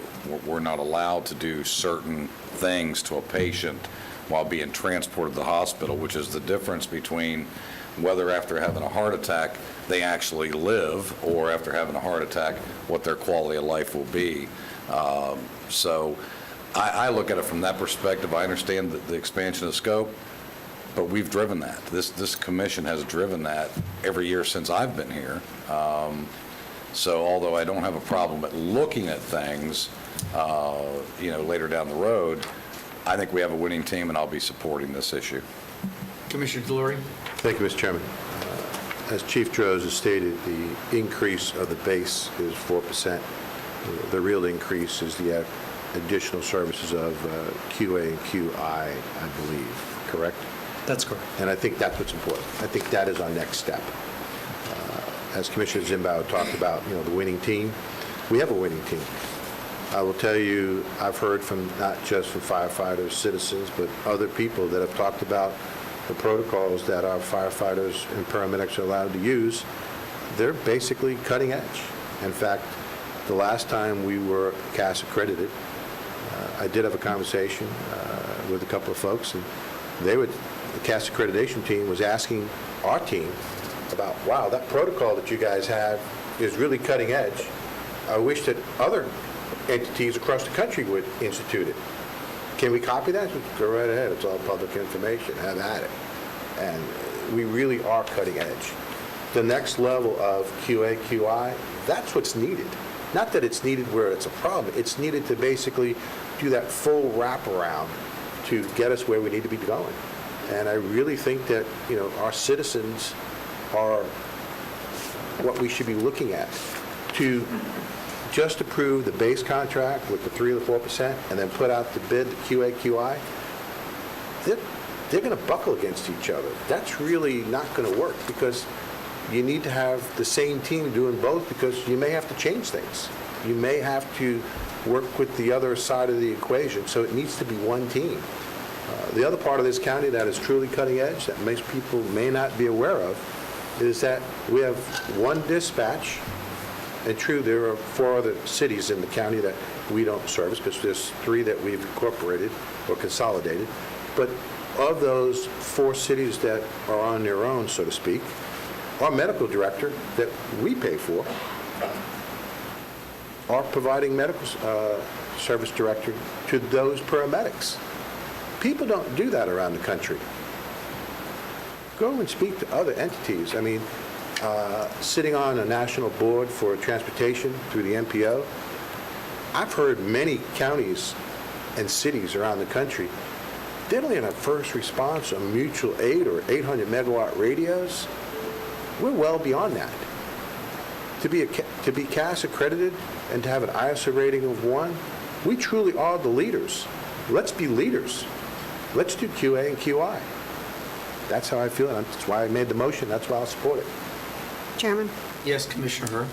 Just to clarify, I think the question was asked and answered that the additional increase is all related to QA, QI. I can see on the chart that roughly $68,000 of the expanded scope is not QA, QI.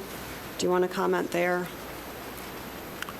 Sure. Can you go to the slide right before this one?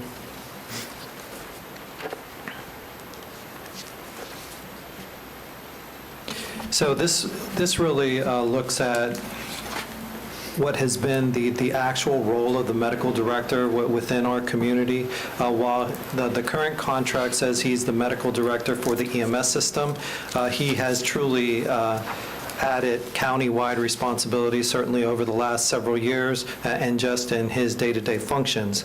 So that's why, if you look at the expanded scope, this was in consultation not only the fire department's portion, but certainly emergency management and some of the other areas that the board had highlighted as priority areas when we look at community paramedicine. Certainly the QA, QI person that we would be hiring under the contract, there's also additional responsibilities for the medical director in that area. And one of the uniquenesses of how it operates here is Dr. Husty goes personally out and meets face-to-face and is going to expand that interaction with our paramedics on a yearly basis. And then, of course, the community paramedicine, which in the last strategic planning process was viewed as one of the priorities for the board, so that was included as well.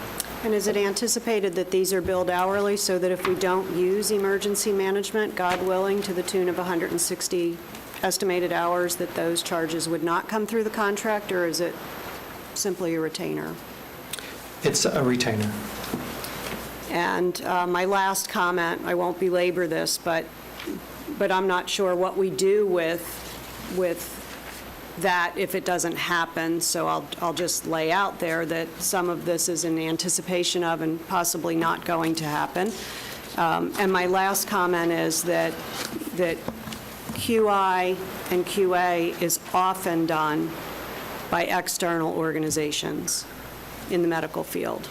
So we're expanding the current relationship to do QA, QI on the current program, and so we're in. I think I used the echo chamber comment before, and that is very interesting. And I just want you to know that is what it seems as though we're about to do here, and we may want to think about that as well. Just going back to my original thought, and that is, I'm not trying to dismantle the team. I am trying to make sure we have the best team by market standard, and we haven't looked at this in a very long time, and there are new competitors in this field, including local universities and state universities outside of the area that seem to be responding to these RFPs. It would be interesting for us to know what's out there, and I'll leave it at that. Further discussion? I think all the comments have been said. I'm just going to simply say that I believe this contract is for 3 years with a 2-year extension at our prerogative. I think that there's that some of the comments that were made by Commissioner Herr might be something that we might want to consider, when the contract comes up renewed. But I believe also what the others have said too is that I think that the job that we have had in the past 20 months has been remarkable. I think we all have priorities that we want to expand the community health initiative, and I think that it's proper that we stay along this course at this time. With that, is there any further discussion? All in favor of the motion, say aye. Aye. Opposed? Aye. Passes 3-2. We will have no more than a 5-minute break. Oh, yeah, okay.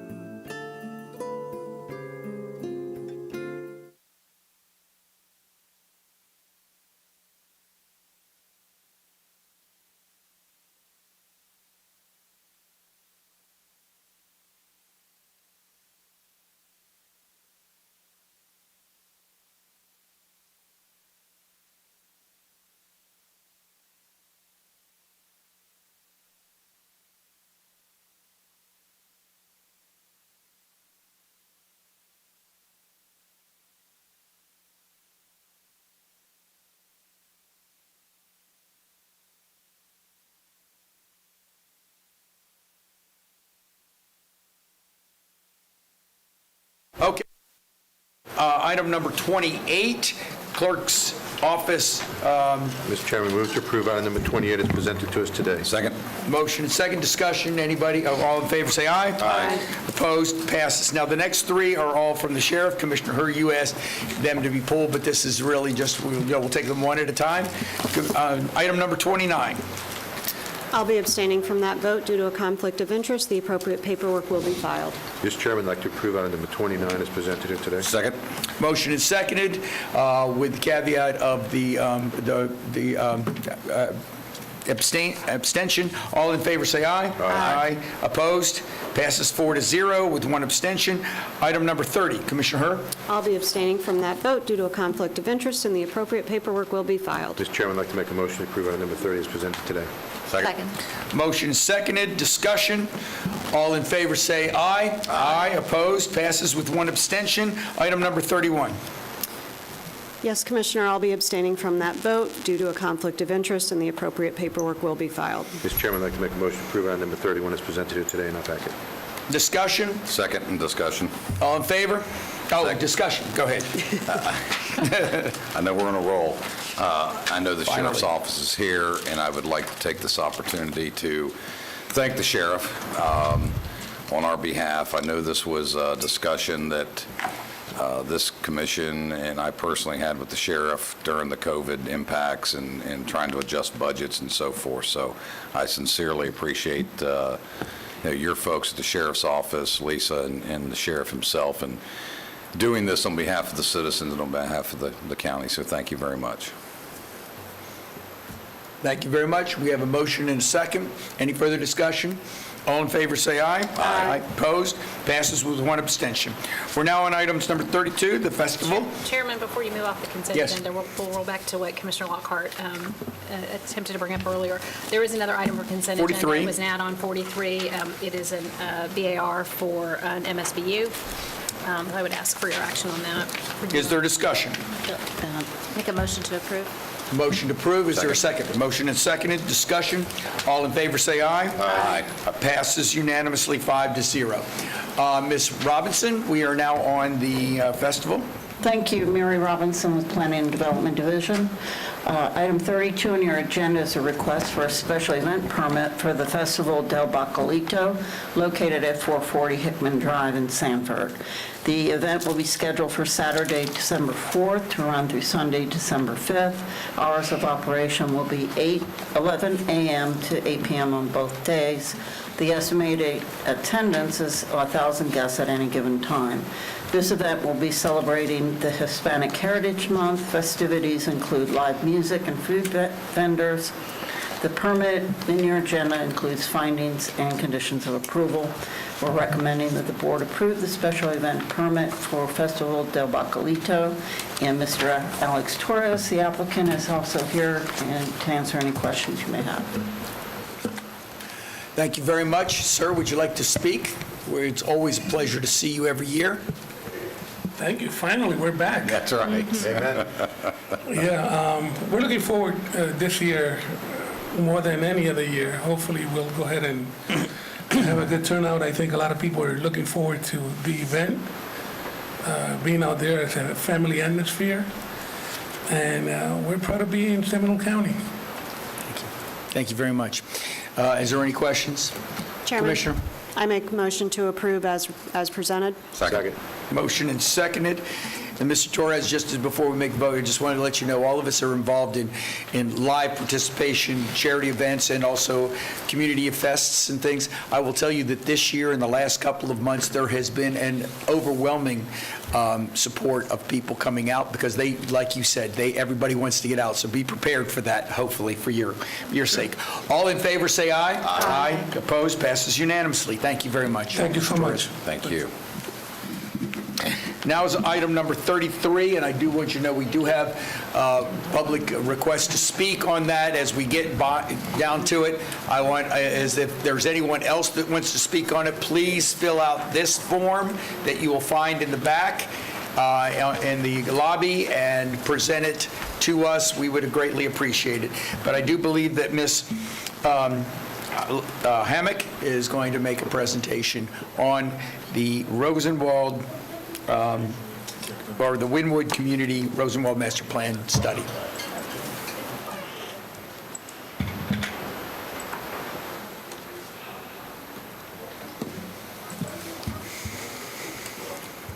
Good morning. For the record, Rebecca Hammock, Development Services Director. I'm going to introduce David Nelson from Renaissance, who is going to do a brief presentation on the Rosenwald site redevelopment. Mr. Nelson, you're recognized, sir. Mr. Chairman, Commissioners, great to see you all again today. It's nice to be here to speak to you about a different project today. I think we're all familiar with the Rosenwald School redevelopment. It's been the project has been ongoing for a while. We're in the middle of it, and we're at the stage where we wanted to not only let you know what we're doing, but to get your input, get the community's input. Let me go ahead and start.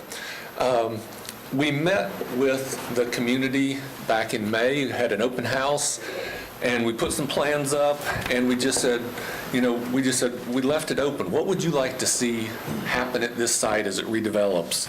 And we got a wide variety of program elements people would like to see that would help elevate and lift this community and provide them with goods and services, whether it's healthcare, medical, or whether it's healthcare, physical, recreational, educational uses, workforce, and job-related, community, social, just site improvements, outdoor elements, access to the lake, aging-in-place housing. So with that background, that context that we got from the community, we started looking at, okay, what do we need to do to start producing some concept plans to start seeing what all we can do with this site. And what we really came up with were 3 different paths to go down. And each of these paths has an unlimited variety of different concepts we could come up with. So before we started, getting too far off on the wrong foot or spending a lot of time on things we didn't need to, we wanted to just present some representative samples of each of these different paths to you and get your input, get the community's input so that we have better direction moving forward to come up with some plans that we can take to the community in an open house, workshop type presentation and get more input. So what I'll start with is what we're calling the historic concept. And this is the concept that let's restore what's out there now. Let's restore all the buildings and make them usable again. And so this concept would create space to provide those programs that you need. We also want to incorporate outdoor space where there's now grassed areas between buildings. We could create plazas, gardens. We want to have space here for urban farming plots, herb gardens, things like that would go with the culinary school and cafe. We want outdoor areas. We want playgrounds. We want shaded sitting areas where people can sit and visit and watch their grandkids run around. A picnic area, community dock, things like that. So that's really one end of the spectrum for redeveloping this site.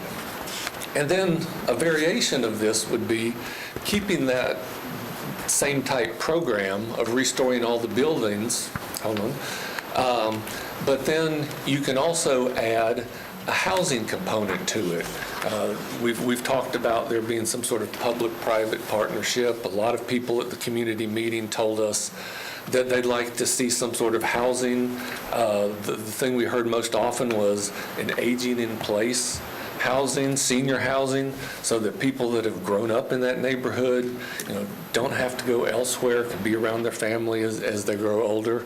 So the historic concept variation, too, would be keeping all the buildings again, because you have 9 buildings. It provides you an opportunity for a lot of different services you can have there, but you also introduce a housing component. In this one, we had estimated in the quick sketch, you could probably do 45, maybe 50 units in here, depending on the different sizes you're looking at.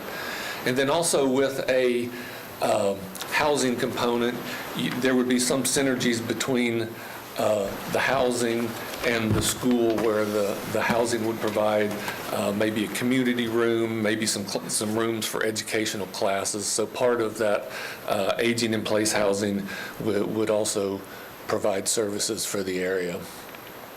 So then that's one path we took, the historical, which is keeping everything. The next path that we started going down, which really opened a lot of variations, is what we're calling the hybrid. It's where you keep some of the existing buildings, but then with the buildings that you might demolish, it leaves you room for new construction, whether it's a new community center, whether it's a larger housing component. You've got a lot of dominoes you can play with on this, whether you take out 2 buildings, whether you take out 4, whether you take out 6. And so as we went down this, we started looking at the hybrid again.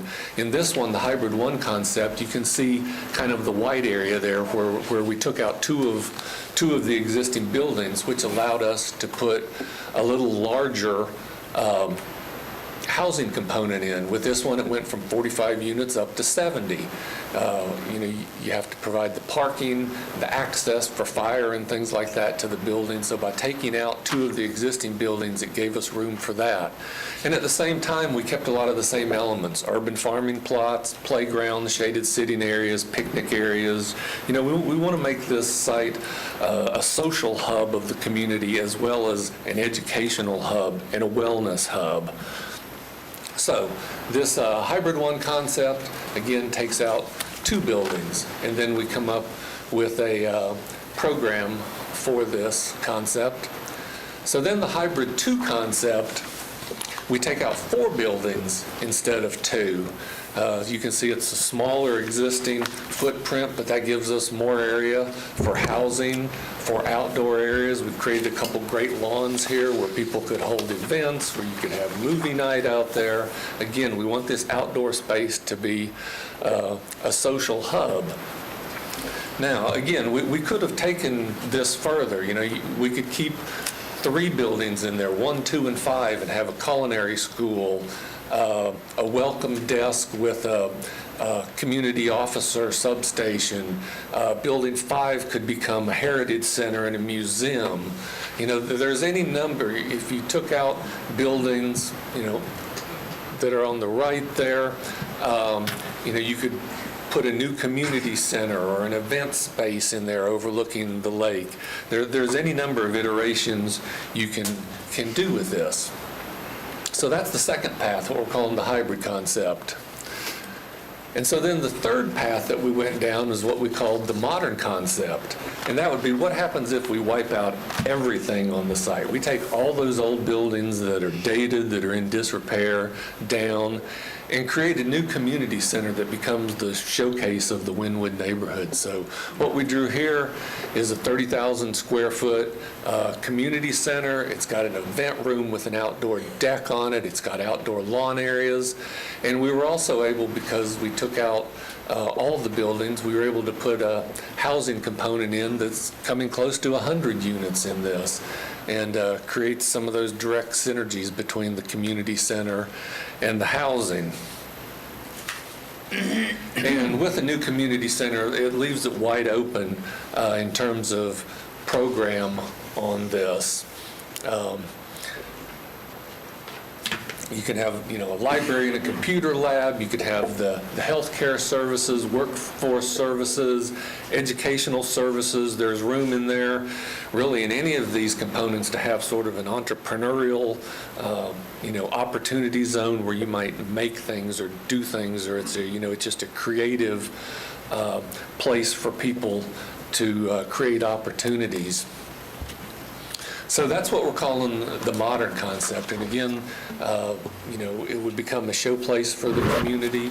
The size could vary, the orientation could vary on this, but we came up with something that we thought worked well on the site. The event room with the deck is overlooking the lake. You have nice lawn areas.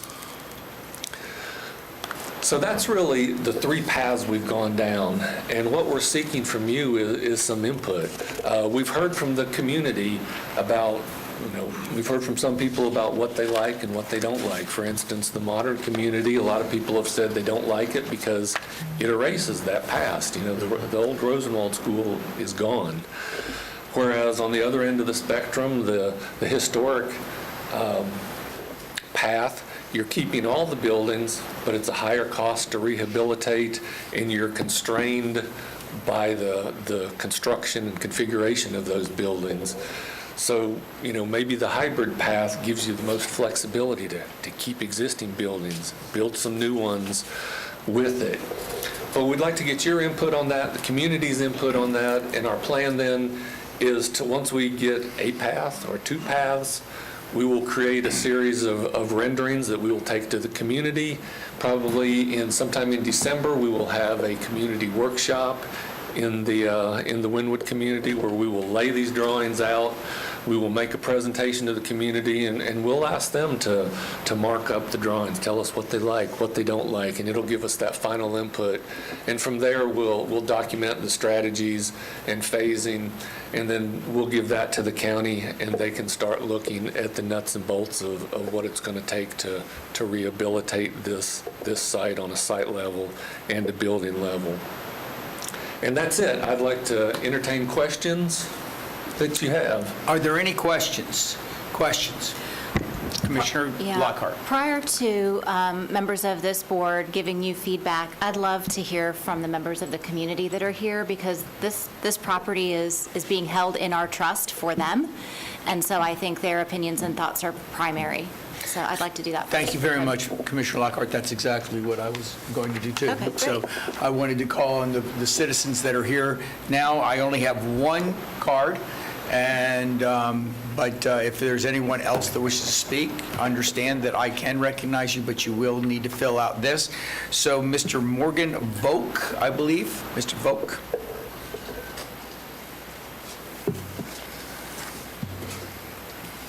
Hi, my name is Morgan Volk. I live in the community, and I feel like this is... I need your address, sir. 1280 Amanda Street in Altamont.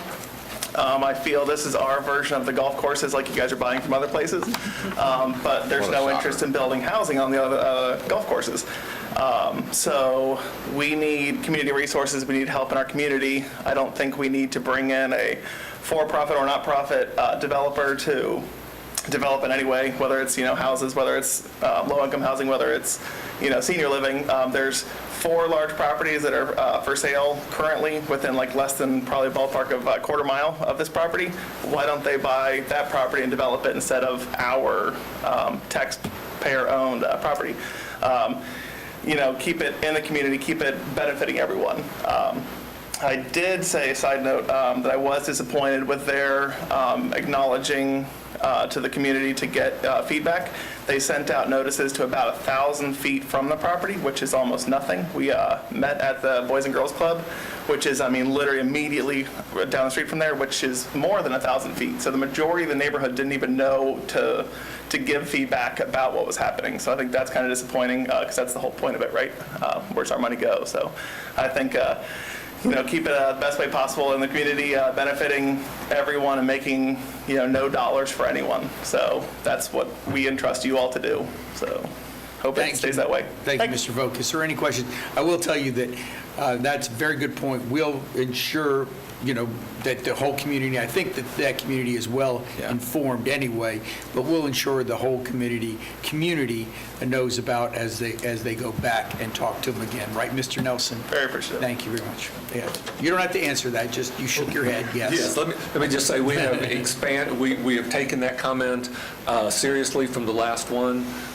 So we have expanded our radius of notice to pretty much, go the whole community on this. So there will be 5, 6, 7 times as many notices going out for the next meeting. Thank you. If I may, since I've had several community meetings out there where we've initiated contact via postcard, that list exists, and the boundaries have already been kind of talked about with the community members, and we sat down and we actually looked at a map and said, okay, what do you consider Wynwood, East Altamont? And that's how we came up with our list of who was a part of the community.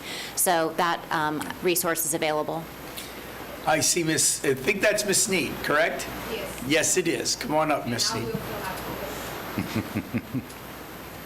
And again, I'm going to ask everybody that wants to speak that they do need to fill out the yellow form, and we would welcome their comments.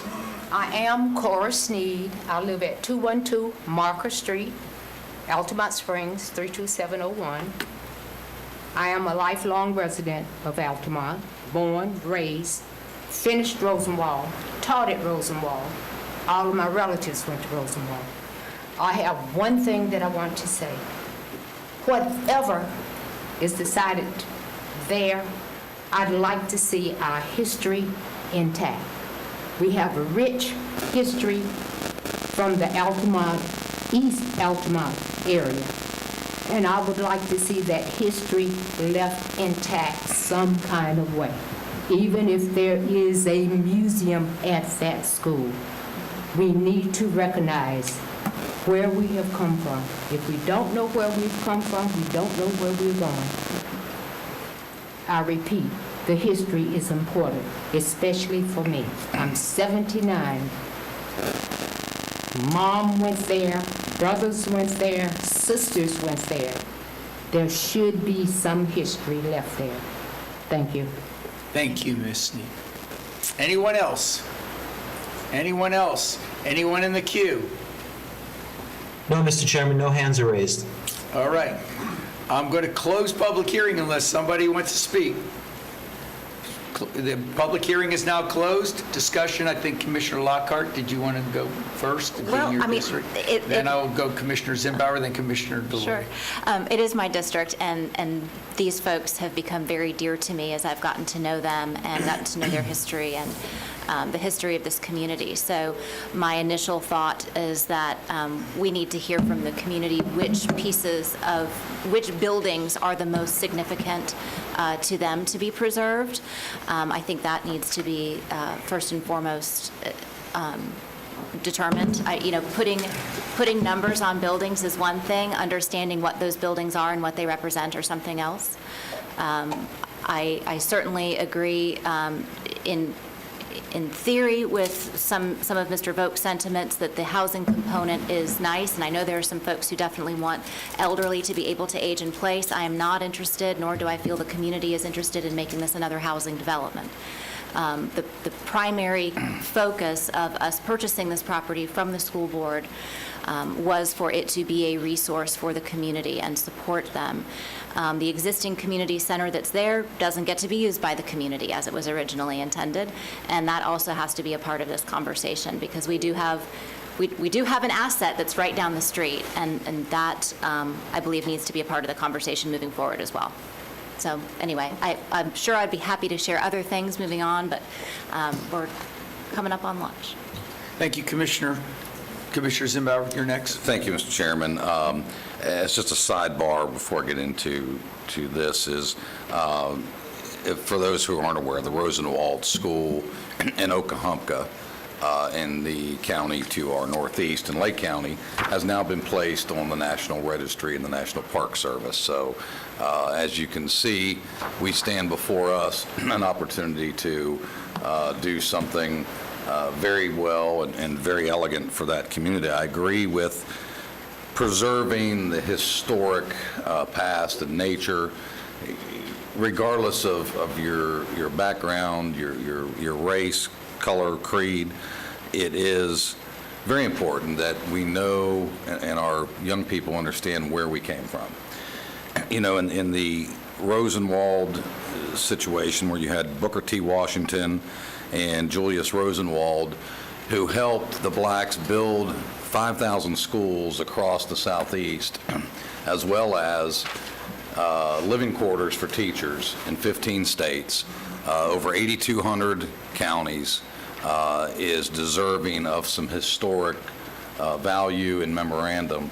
And so I would be very much interested in working with the community and the district commissioner to find a path to preserve the historical values that are in that community, but not only in that community, but throughout the entire southern part of the United States. I would also be willing to have very good discussion on what the rest of that site may look like and what the community really desires Many of us have heard from the community.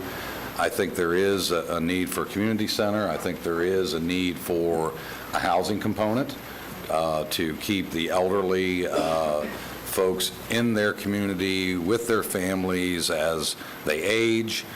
It's only a benefit, and it speaks volumes for this county. You know, recently we were depicted in a couple studies that Seminole County is one of the most reflective demographic counties to the entire United States, which is something to be proud of, that we resemble the entire nation as a whole right here in our own county. And that speaks volumes for a small county. So I will be supporting the district commissioner and her desire and working with the community and getting those aspects, you know, in line. Of course, paying for it, we have to have a discussion how we get there, and I look forward to that discussion. Further comments, Commissioner Delory? Thank you, Mr. Chairman. Some of my comments have already been said, but I'm going to repeat it from my perspective. I think the history of any community, it's just not important, it's critical. The history of East Altamont, Wynwood, Rosenwald is just as critical to Seminole County as any other community. I think that as we move forward, that history needs to not only be protected, enhanced, but celebrated. As we move forward, I think the branding of that community needs to be looked at. Not the rebranding, but the branding of it. Because if you go outside of the Wynwood community and you talk about the Rosenwald School, other people may not be aware of it, and the further away you get, the less people are aware of it, and I think that's a problem. I think that we should be celebrating what our history is, especially the Rosenwald School, the Wynwood community. So I'm not talking about rebranding the community, I'm talking about helping the branding of it to celebrate what it is. I'm not going to pick which building should go, which building should stay, or hybrid 1 or hybrid 2, because I don't know what should fit there. I think the community should help us a little bit more. And that may make staff or the consultant's job a little bit harder, but so be it. I'm not looking about putting a subdivision in this community on that piece of property. I'm not looking about putting a housing apartments on this piece of property. I think allowing people to age in place is critical. I will tell you, having a soon-to-be 92-year-old dad, it is critical to allow people to age in place. And I've learned more from him over the past 3 or 4 years than I could ever imagine. And I don't think it's helping them, I think it's teaching other people what it is to age in place. I've learned more from him over these past couple of years what it is, how to get older, and what services are out there that are not out there. So in that same vein, I think that we should be providing services to that community, not just to help the aging population age in place, but to help the younger people to actually get through their life and develop a career. So there needs to be not just a museum, but there needs to be classrooms. There needs to be an education facility. I know the district commissioner said all those things. I'm just using my words and not trying to redirect you. But I think it's important that we celebrate those wins and what needs to happen. We're opening a brand new fire station just a 9-iron away. We should be inviting the entire Wynwood community to that opening, that ribbon cutting of that Fire Station 11. If we don't do that, shame on us. We have a captive audience. It's their fire station. It's not ours, even though our staff and our firefighters are manning it. It's their community. We should be looking at that. I also think that there should be technology. So some of the rendering, some of the photos that I saw, there was walkways. Instead of just putting a hard walkway, how do you put solar cells as a walkway? I'm not going to tell you how to do your job. I'm not going to negotiate against ourselves. I want you to tell us what that cutting edge is. We need to be building a community, not a housing development. And it needs to be for East Altamont, not for a developer. That's my comment. Chairman? Yes, Commissioner. I promise to be brief. So I think what I heard today is that, and I think you've already resolved it, but I want to be clear that notices are going out, that you're using the postcard list, and they're going out as broadly as possible for all of the meetings that come up in the future. I do think we need to preserve history, although preserving all of those buildings may not be the path that I would take. I think those buildings have been built over a series of years, and some are worthy of preservation and some may not be, so I'm open to that concept. I think having a community center that's there, that's open access, is critical.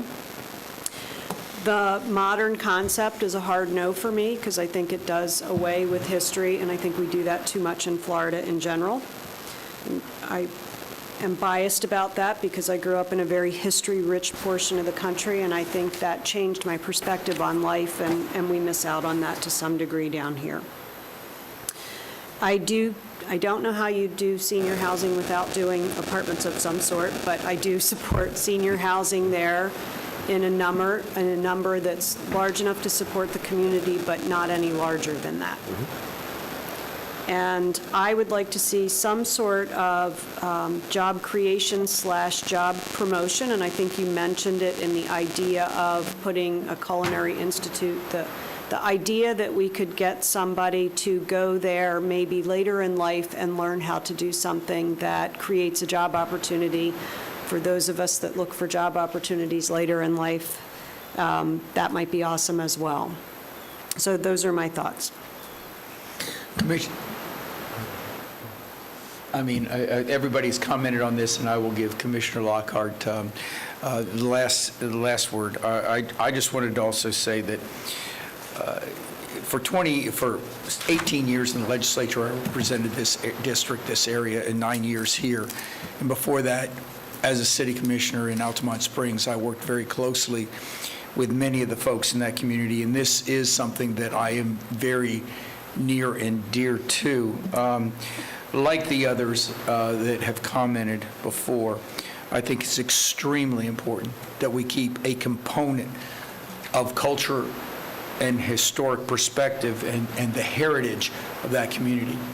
Many people don't realize this community, to make themselves independent, took the city of Altamont Springs to federal court and won.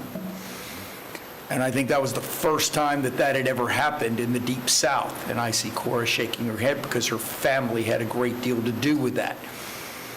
And so this is an extremely important community.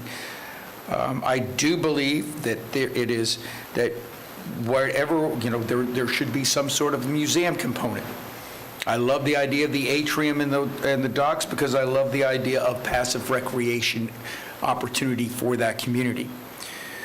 But I also believe very strongly that there needs to be a senior component in there. I've heard time and time again from people that they want to live in a dignified way in that community as they age. And quite frankly, as we all know, that when you put some private investment dollars into a community, it raises that community's opportunities. I was part of the Merritt Street project, and I will tell you, I had to file and abstain on it, and I will tell you, as part of that project, that more than 80% of the people today that live there lived within a 2-mile radius of that project, and there is a huge waiting list to live there. So the need for senior and other types of housing, but specifically senior, is something that was even specifically indicated in that East Altamont study that we had. I believe also we have to have some sort of opportunity in buildings that I would love to save as many buildings as we can, but like Commissioner Herr, I know that some buildings are just unsavable, so we have to make sure that we do the historic perspective around the buildings that can be saved and can be used in that. But there has to be room for periodic health care from our health department being brought in. There has to be, and we need to work with SSC and the school system to have some sort of education workforce opportunities, programs, so we need space, periodic space for that, as well as after school and potential childcare opportunities that might be private, opportunities. And I also think that we need to have some sort of substation that I know that the sheriff has also indicated that they would like to have as part of this component. All of those can be put into some of this thing. I agree that I do not want them totally modern, but I want to put as many, I think someone said already, as many senior housing facilities as can be justified in a private development. I think that is an opportunity that we do not want to miss out on. And those are my comments, Commissioner Lockhart. Well, the good news is a lot of what many of you have stated has already been brought to the table in terms of community conversations among providers. And before, pre-pandemic, right, before COVID, Rick Durr was chairing a committee, a team of people from across this county that were providers, that included the college, the health department, the school district, many nonprofit providers, our folks in Parks and Recreation, University of Florida, IFAS. We had probably, I want to say, Rick, I don't want to misstate, but maybe 20 different entities, agencies, 15 around the table at any given time. And everyone was so incredibly excited to be able to serve this community. And everyone wanted to be able to help and provide whatever their niche, whatever their area of expertise was, they were more than happy and willing to bring it to the table. And some of them came with financial resources as well, which was also very nice to hear. I would like, if the board is amenable, to ask that committee be reconvened under Mr. Durr's leadership, and that work that was already started not have been in vain, because there was a lot of great things that were coming out of that. So I don't know if the board would be interested in I would support allowing. the district commissioner on that request. Okay, thank you. I think we will. Yeah, we okay. all will. Well, I just wanted to make sure, because sometimes if you don't say it and get it on the record, it doesn't happen. I'm telling you, I Okay. think we all support it. The other piece of that is that all of those conversations were predicated on a plan that came from the community called the We Care Plan that they developed. And so we became intimately familiar with that plan. I still have it in my office with some updated notes, but I think all of you are saying this, and so I'll just say it to wrap up, is that the primary focus needs to be, what does that community see that they need for themselves, and how can we support them in that, rather than us swooping in and telling them what we think they need. That is not, what this needs to be about. So thank you all so much for your support, and thank you to the community members that are here. Hopefully you'll feel like you can reach out at any given time, and certainly speak at any future meetings, because I'm glad to see you. Mr. Nelson, I think you got a direction, and I even heard some consensus in that direction. So that is a good thing. But you also heard about reconstituting that committee, which I know our staff will be able to do, and work with you on that. But let's get this rolling. Let's get this rolling. Yes, Commissioner. I would only ask the district commissioner for a little latitude. Is it possible that we can request a timeline on when we're going to kick these community meetings back off? Is that something that Mr. Durr can comment on? So we have a date that the community knows that we would expect to start getting back in the saddle on this issue?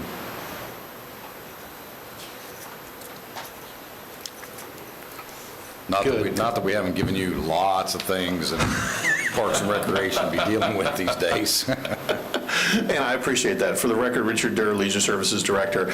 My suggestion would be, in terms of reconvening a group of folks like this, is that once we're getting now into the holiday season, that probably to get everyone's focused attention after the first of the year. And I think that'd be just fine. I've shared with the team here the information that came from those meetings that we had pre-COVID. So they have that information. We'll be happy to sit down and have some additional coordination meetings and share that information and be able to also participate in the next round of workshops that happen. So January timeframe? Yeah. And could we get a periodic update? Certainly. Here at the commission? We'll be happy to, yes. Great. Thank you. Okay. Mr. Nelson, do you have any other questions? Thank you very much, then. Thank you very much for the direction. We will move forward to start getting ready for a community workshop. And from the comments today, it sounds like our direction should be present a number of options at the workshop and let people comment on those, not only in terms of which buildings are important, which features when we provide a menu. So I think there's still another layer of presenting this to the community and getting their thumbs up, thumbs down on different options.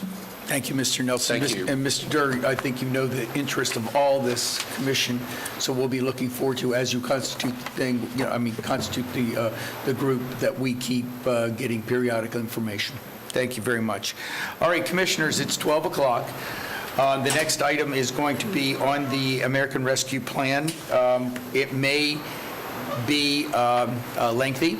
My thoughts are, I'm going to leave it to the board. Do you want to continue on, or do you want to take the break now and come back after lunch?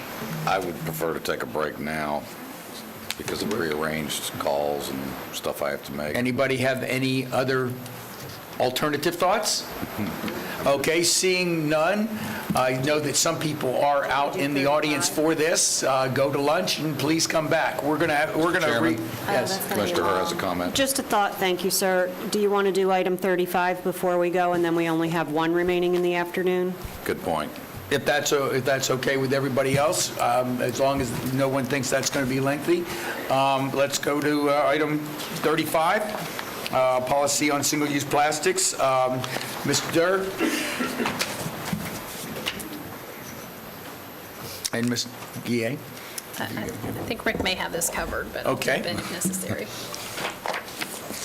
Good afternoon. For the record, again, Richard Durr, Leisure Services Director. So and I'll try to be brief, at the October 12th meeting, Board of County Commissioners meeting, there was a direction given to go ahead and bring back some information regarding the use of single-use plastics, specifically at county concession facilities. So in this case, bringing this information, sort of the state of the union of where we are. Specifically, we're talking about the Boomba Sports Complex concession operations by the Hilton, as well as the sort of dual, we have one other concessionaire who runs both the softball complex concession stand as well as the Boomba Soldiers Creek concession stand. So what we've done is we went ahead and talked directly with them to find out exactly what's currently in use at both of those facilities, all three of those facilities by the two concessionaires. The good news is that over time, since the last time we had this discussion with them, a number of the single-use plastic items have been phased out of service. Partially because it also helps to eliminate just waste in the concessionaire operation, as well as helping to cut down on the amount of waste that's generated in the facilities themselves. So as it stands right now at the Boomba Sports Complex, we don't have any regular single-use plastics currently in use. Right now, I will say, however, with the one asterisk with that statement is that because of some supply chain issues, they've had to go to use whatever they can find sometimes to go ahead and supply that operation. So right now at the sports complex, we do not have any in use. At the softball complex and at Soldiers Creek, we're literally down to a couple of items, the nacho boat, if you will, as well as some forks that are used for just one item on the menu. So we've had the conversation with that concessionaire about looking for more eco-friendly options, and they are very amenable to that. So in terms of the state of our concession operations, that's where we stand. And it's important to note, in both cases, there's been no effect to the overall pricing at the facility based upon the change or elimination of the use of some of these items at both of those, all three of those facilities. That being said, we've also provided some options for you that if you did want to proceed forward with some kind of policy regarding the future use of these that we can then implement through future concessionaire contracts, we provided that as an option for your discussion as well. So those were the highlights, if you will, of the use of single-use plastics in our facilities and options that you have available, and I'll be happy to answer any questions you may have. Are there any questions? Commissioner Lockhart. Yeah, thank you so much. And I appreciate certainly Commissioner Constantine's intent, but unfortunately what's been presented to us in writing doesn't match exactly what you said. What's been presented to us in writing is to ban these items on county property and their disbursement on county property, not relative to any sports facilities, although those sports facilities would be included. Correct. This is certainly a much broader resolution than what was just stated. Again, these are very different options that you have. So if you wanted to refine that and focus that effort, then obviously that's something we could do as well. Well, I don't want any of it. I was the one that didn't want to talk about this at all. So, but I just want to make sure that my fellow commissioners know that what's being presented is not what's actually here in writing. Chairman? Commissioner Herr. I think my comment when this came up the last time is that the free market is a wonderful thing and we should let it take place, and your report actually validates that it's working. Consumers are demanding it, the suppliers are responding to it, the current world has the flexibility within it to deal with supply chain issues and whatever else without interacting with county staff or county staff having to go outside of an ordinance that we put in. I, for one, will be voting no to add an ordinance for this. Commissioner Zimbauer. I look at it from a couple different lenses. I look at it from a business perspective in the free marketplace and what's occurring with the supply chain. That said, I do believe that as a county, we do and should set an example on some of the things that we do and undertake. By example discussed earlier by Mr. Abel was in the Wekiva Golf Course scenario. If it's on a drain field and a septic, why would we not hook it up to a sewer system? I think this, in my mind, falls in a similar scenario, and I will be supporting this request. Anyone else? I have a question. Commissioner Delory. Thank you, Mr. Chairman. Rick, you were talking about sports complexes, and I get that. This talks about all county properties.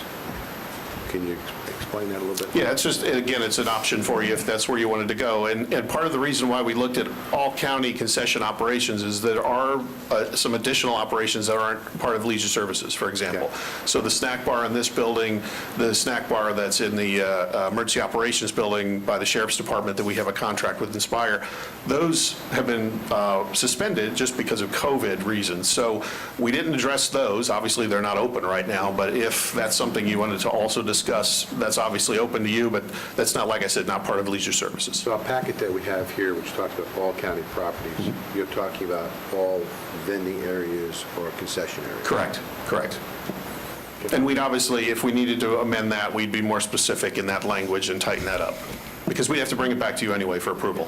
What additional cost do you anticipate that this would have to the county? So far, with the concessionaires that we're running, there is no change in cost. Okay. Thank you. Commissioner Lockhart. So I just want to, for the record, read what this says.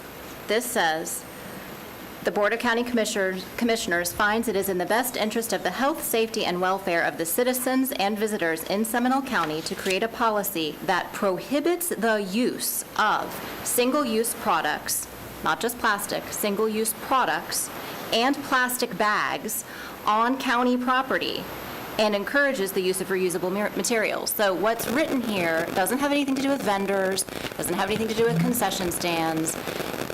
If somebody, according to how this is written, and maybe I'm being too literal, but I mean, this is literal, it's prohibiting the use of single-use products on county property. Y'all. I don't think that's our intent. I think if you look at the actual policy, that's This is the resolution we're being asked to I understand adopt. that, that's a whereas clause in the resolution. It's predicate to the actual policy. The policy is attached, and I think it's a little clearer in the policy. The policy is what you would actually be adopting. Just Can we have the county attorney weigh in on that, please? Yes. Well, the whereas is very broad. If you want to limit it to other than all county properties, then it would just require an amendment to the definition of county property that's on the Exhibit A in your agenda materials. And I would, in my opinion, I would change the wording of that whereas clause. It also states use, the use of. Correct. Yeah, I think that's the question. So, I know you don't like this because I know this is your you thing, don't know but what I'm saying. words mean things. Okay. And we need to make sure that we are adopting something that we all are very clear on what it's meaning. If you are prohibiting the use of something, that means someone who comes onto county property with a styrofoam Chick-fil-A cup with a plastic straw is prohibited from using it on county property. So we need to make sure we're really, really careful about what we're adopting. Okay, and I usually don't get to, say anything until last, so let me just say, I agree with you. Okay? That's what I was trying to say. What I'm trying, what I think that my intent is to be as inspirational and aspirational as possible, and clearly limit the waste, that we are doing at our venues, and make a statement on protected environment. If anybody thinks that the use of single-source plastics and styrofoam is not a problem, I think they've been living in a cave for a long time. The point is that what I'm thinking, all I'm talking about is our venues, the use of the single source, not somebody that's coming in on a Chick-fil-A with a straw and a styrofoam, because I agree that we're not trying to stop that. We are not trying to stop private business, although we're trying to set an example for private business. We're not trying to change individual citizens.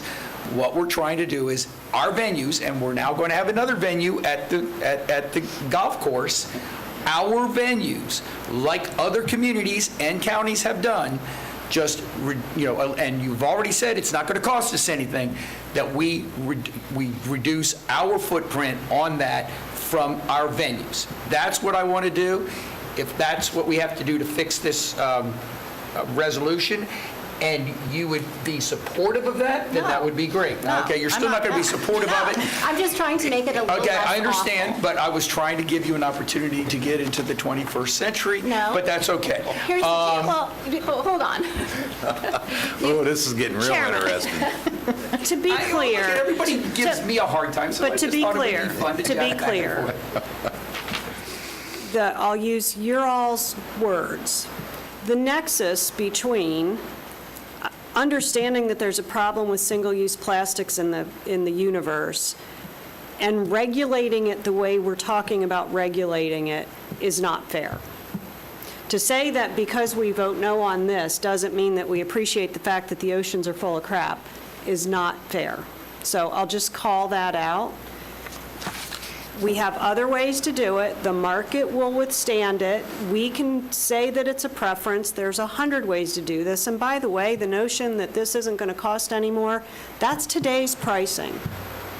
So we can't predict the future. I wouldn't put Rick on the muscle to do that.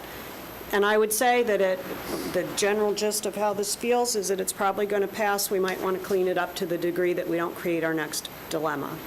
And since we have to do an ordinance, did you get direction to clean it up, Mr. Durr? Yes. Okay. I think what I'm hearing is we don't want a little baby showing up with it's a their resolution. plastic ball, that's a Absolutely. single-use plastic, being somehow spanked for having it on property. Well, and if I may, it says. So, no one likes to drink a good cocktail with a paper straw in it. That's just gross. We all know that. We're doing cocktails at our, Well, at the golf course, we sure are. Those guys and ladies are having a nice Bloody Mary, and a paper straw in it is rotten. I don't want to do that to anybody. There are all alternatives. Well, if there are alternatives, then let's hear about what the alternatives are before we implement them and make them a part of our administrative code. And I personally buy from Amazon like plastic straws that are made out of corn that are biodegradable because I prefer them, because when I go to a restaurant that has a paper straw, I carry around these biodegradable corn plastic straws. So I am in the 21st century, but I don't want to tell someone else what to do. I make my choice on my own based on the educated information that I have. So I believe that the intent here is well-meaning, but I think we are creating a much bigger problem with what is in front of us today than what it may be able to be in the future. Well, I'm hearing that our county And staff... you've got plastic cups in front of you, and you got a plastic bottle in front of you, and we're all a bunch of frickin' hypocrites. Me, I use stainless. The staff has said that they could handle this. I'm not going to micromanage them. I think that if they can handle this, I mean, when we get to drinks at the golf course, they can figure it out with whatever vendor they're doing, and we just hired a vendor today. And I know that Mr. Abel has already shown me a lot of stuff from the stadium at the University of West Virginia, and if West Virginia can do it, we can do it. I'm sorry. What are you trying to say? I'm sorry, you know what I'm trying to say. I got Madam Chairman, kinfolk in can West we Virginia. do it Yes, without an yes. ordinance? I would like to clarify that single-use products are defined as styrofoam, straw, and plastic straws and plastic stirrers. That's it. So the plastic cups would not be excluded from Okay. this. That's how they've I been think we defined. spent a lot of time on this, and I think we all want to get to lunch. I do have one public comment. It's from Ms. Katrina Shaddix, and she has written it instead of this, and just the first sentence, a much needed appreciation resolution and efforts, and I'll give you the rest of this. You can pass it down. What's the pleasure of the commission? Mr. Chairman, Commissioner DeLore. I have no problem supporting us moving forward as long as it's for our vending and concession areas, and that's what I'm hearing from staff. I'd like to have it clearly defined of that sort, and I think that's a good start. Yeah. So would I. Commissioner, anyone else? Is there a motion? So moved. What are we You're moving to approve or moving to approve. Bring it back? Moving to approve. As Fascinating. written? No, we didn't say as written. We talked about... I think we've already given direction to our staff, county attorney.